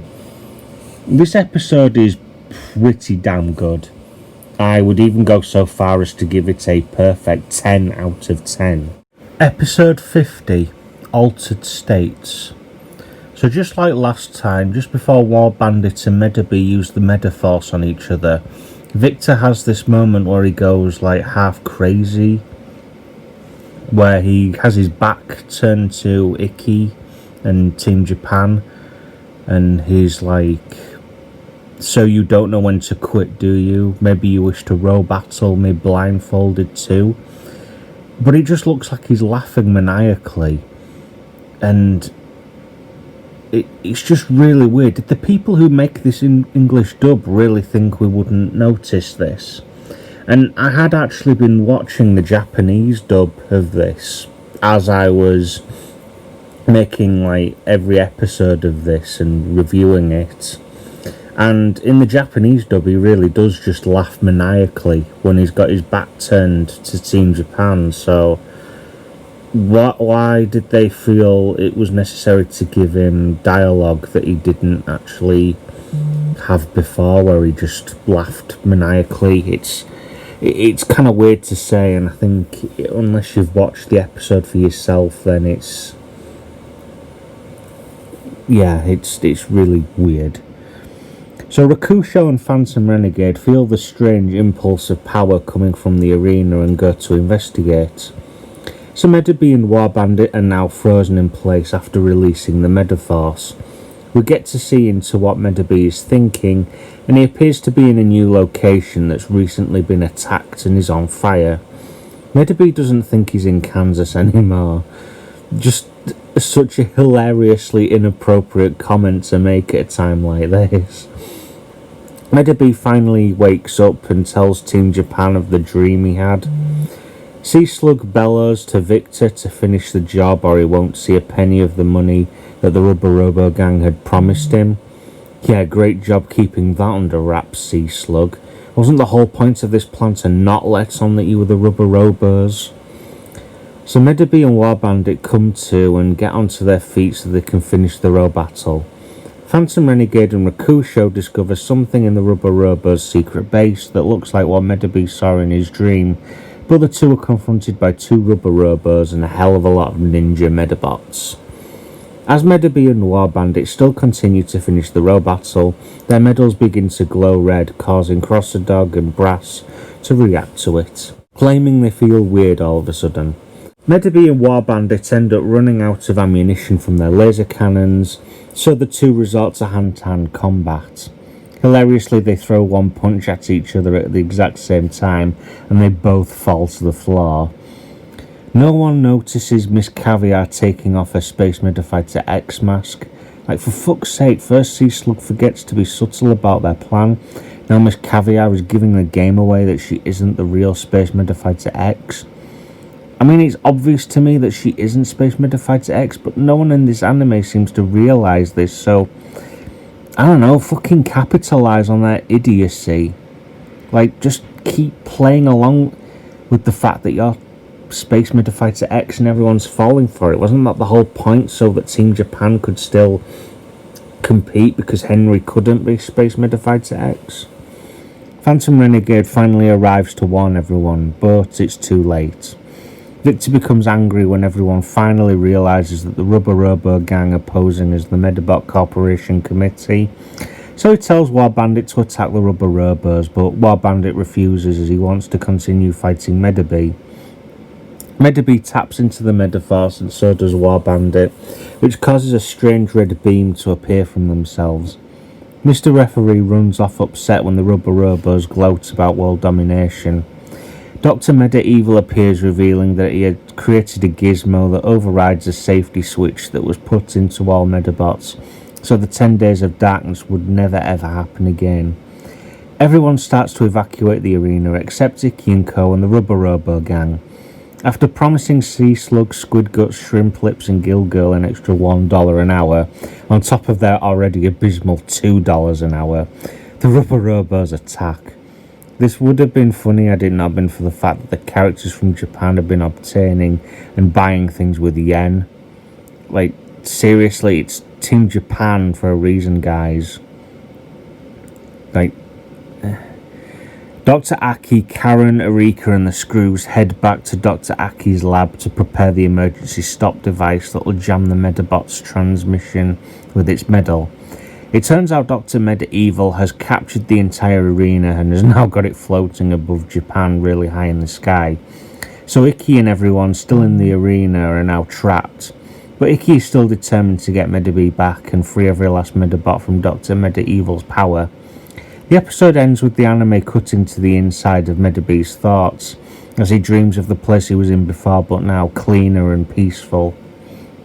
I must say, the art style on the strange world that Medabots ends up in, it looks really nice. It's a really epic looking place, and in the next episode you get to see Icky like go there as well, and it's really weird how Icky actually gets there, and I'll go into it a little bit more in the next episode, but I don't know, it's a nice looking episode. Like, I don't know, it really is good. That is like the one thing that really stood out for me. And this episode gets an 8 out of 10. Episode 51, Waking to a Dream. The episode begins from last time, where we get to see into Medabots' thoughts and dreams. Brass appears, but he refers to Medabots as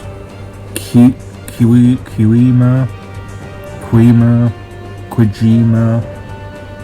I've actually kind of forgotten. And fuck it, I can't pronounce his name. Medabots is then shown around what appears to be a small but really futuristic looking town by Brass. But Medabots is bewildered as there aren't any people here, just Medabots. Medabots is about to partake in a battle just like a battle, in our timeline if you want to call it that. We cut back to Icky and Co and they are still trying to wake up the Medabots. Dr. Medieval fires the rubber robos and throws them into a trapdoor, and he admits that he is a Medabot. So back with Medabots, he's forced to battle Rakusho, and then it cuts to Medabots surrounded with darkness and red skies after tapping into the Medifast at the same time with War Bandit. Back with Icky and Co, Victor tries to rush Dr. Medieval, but he runs afoul of an invisible electric shield and becomes electrocuted. The Select Corps arrive to attack the UFO that has stolen the World Row Battle Championship arena, but they realise that there are still people inside, so they back away. Phantom Renegade suggests that they destroy the rare medals so that the Medabots will no longer be affected by another potential 10 days of darkness, but Icky and Co think that's a crazy idea. Phantom Renegade states that he's done it before and he can do it again. Victor is the only one who is okay with Phantom Renegade's suggestion, but before Victor can strike War Bandit, Icky pushes Victor to the floor. Like, wow. I mean, how old is Icky? The fact that he was able to push a fully grown adult to the floor. Icky touches Medabots, causing a massive beam of light to appear from Medabots, causing Icky to be sucked into Medabots' dream. How and why? Seriously, this episode never explains anything. Like, what? Why is Medabots having these dreams now? Why is War Bandit having these dreams now? Why is any of this happening now and not the very first time Medabots tapped into the Medifast? War Bandit and the other Medabots come alive and start reliving similar dreams to Medabots. Icky finds Medabots, but Medabots tells Icky to just take off. Icky pleads with Medabots to come back with him to the real world, but Medabots feels that the real world doesn't mean anything to him anymore. After an emotional farewell from Icky, Medabots decides he wants to go back to the real world with Icky. The two also meet Dr. Hushi, interestingly enough. The Medabots return back to normal and Dr. Hushi is horrified when the energy pillars that the Phantom Renegade and Rakusho found from earlier episodes are destroyed by Icky and Medabots. Dr. Medieval unleashes an entire army of robots that look like him on Icky and Medabots, but Karen and Neutrona step in from nowhere to defend them with something. So everyone sets their Medabots on all of Dr. Medieval's robots, and Similodon uses the Medifast on Dr. Medieval's shield. Victor goes to attack Dr. Medieval but is blocked by a Dr. Medieval robot. It shoots Victor, but War Bandit takes the shot. The Select Corps arrive to save everyone and Victor goes off to confront Dr. Medieval for destroying War Bandit. The episode ends with Dr. Medieval inside the cockpit of a giant robot that cackles like a baby. So yeah, this was where the World Row Battle Tournament saga kind of started to fall apart for me. Like the very final couple of episodes, like I know I shouldn't have my hand held when it comes to stuff like this, and I'm not just talking about anime, I'm talking about media as a whole, but I feel like Medabots could have maybe done a little bit more to explain what was actually going on. It's all really interesting stuff, but how is it that the stuff with Medabots is happening now? Why is it like, is it really just the pillars? Because I mean, it kind of makes sense, but I still feel like I need to ask, why is Icky able to suddenly go into the mind of Medabots like he does in this episode? Like, why? How was he able to get out? How come Doctor Who was in there. How did he get into Medabee's head? Like, did Doctor Who even meet Medabee before? I feel like there's so many questions raised here by this episode. There's a really funny scene where I think the UFO that's snatched the World Row Battle Championship arena, it like starts to fall apart. I think it's around the time that they tell the Select Corps to back off. It starts crumbling. I think Medabee says to someone, yeah, good idea. Like, if something happens to the arena that starts to get it to fall apart, and then everyone's having to duck for cover. Like, it's just a really funny scene. This episode gets a 7.5 out of 10 from me. Episode 52, Medabee's Last Stand. So, Dr. Medevil's giant robot that cackles like a baby from the previous episode. I feel like I need to bring this up after I did a little bit of research, which is probably what I should have done in the previous episode and maybe a couple of others. At the very least, gone back and watched the episodes again. Its name is Baby Blue, and it's a real Medabots. It's not just some weird anime concept like I originally thought it was, or always thought it was. So Mr. Referee runs off because he thinks he's unfit to be a referee for row battles after being tricked by the rubber robos. But the chick salesman gives him some advice, and Mr. Referee decides to go back to Icky and Co. Dr. Aki tells Icky and Medabee to follow him to the Medabot Corporation building, where it turns out Dr. Aki had built a giant Medabee just for this occasion. What do you mean just this occasion? I mean, what about when Gobanko was about to destroy everyone? Funny how that giant robot never appeared then. After receiving a giant Meadow watch that Icky has to wear around his waist, like, why did it have to be that big? I feel like you've just made everything more complicated than it needed to be. But anyway, Icky gets Medabee to attack the giant blue baby robot, commandeered by Dr. Medieval, but Medabee just can't seem to get it to work. So this is kind of weird. After the giant Medabee falls to the floor, Erika tells Icky, "That's okay, Icky, just try again." But she looks angry as she says that. So Dr. Aki theorises that Medabee isn't powerful enough to move the giant Medabots on his own, but with the help of multiple Medabots he could operate the giant Medabee easily. So the row battle begins with giant Medabee attacking Baby Blue, but it seems Baby Blue has a force field. So the giant Medabee receives critical damage when Baby Blue unleashes a kiss ray. Okay. And Medabee struggles to get back up.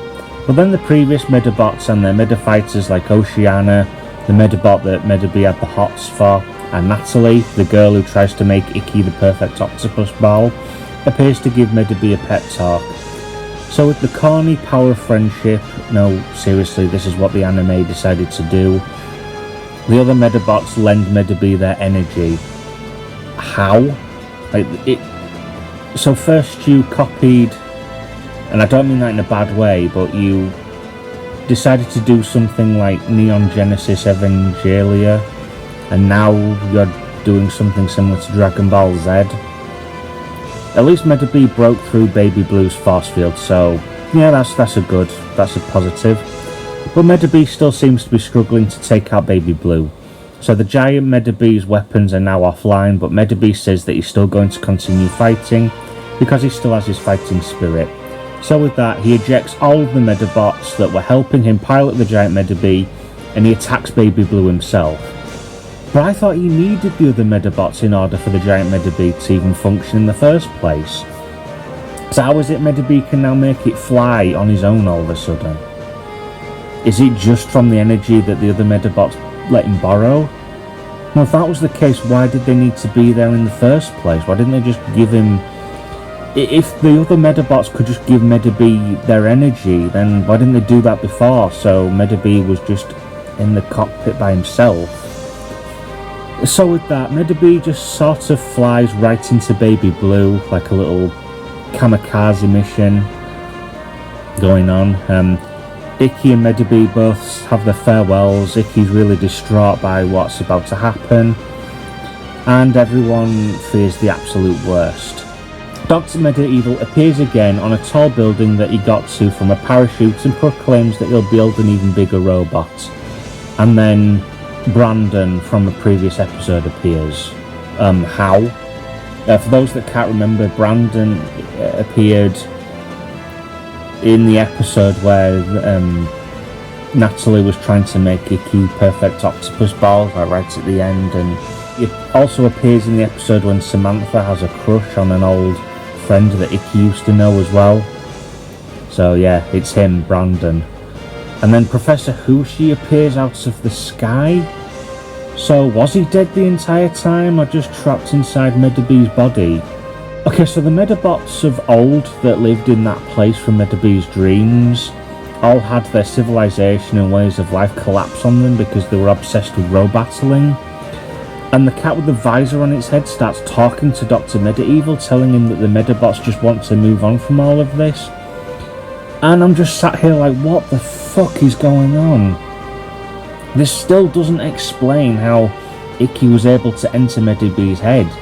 It doesn't explain why Dr. Hushi was able to enter Medabots' dreams. How did he get there? Did he get there through the Kusho? I mean, I guess so. I'm guessing that's what happened. I mean, I'm still really confused here, guys. So Professor Hushi brings Medabots back to life. Okay.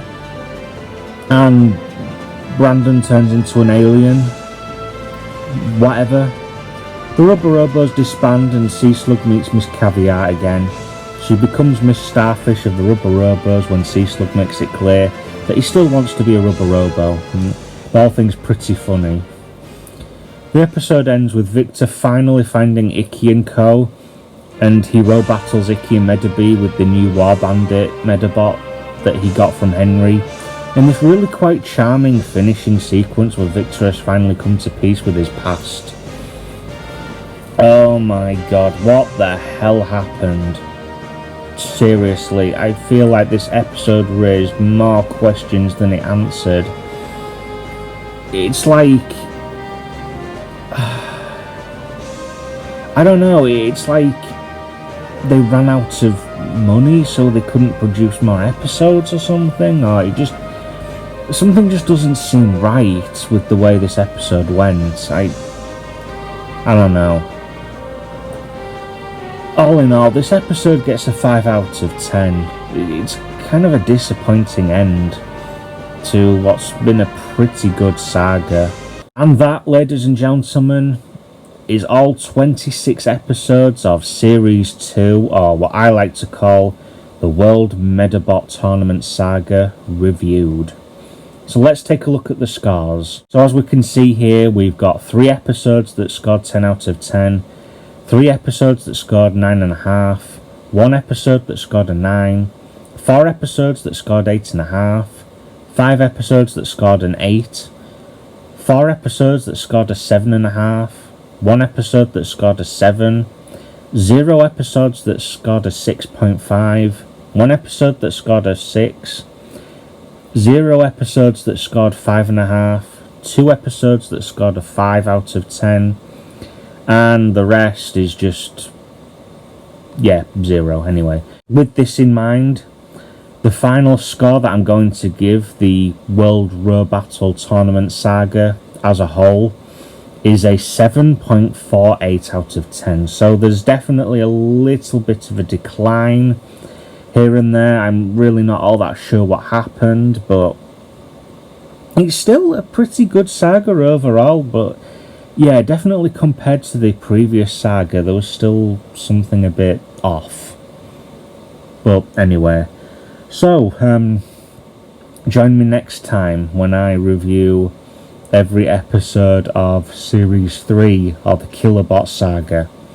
Now this is where it's going to get a little bit confusing or a bit awkward. I'm having a bit of trouble recently with BitChute, and the only reason I've been doing these videos is because I've been able to hit pretty good milestones. So I think for this time, I'm just gonna give it some time. Wait for BitChute to get their video uploading done, or whether it was a fault on my end. I must admit the internet on my end's been a bit shit recently as of recording this, so yeah, I just thought I'd bring all of that up. So I'm General Chaos, and I'll see you all next time.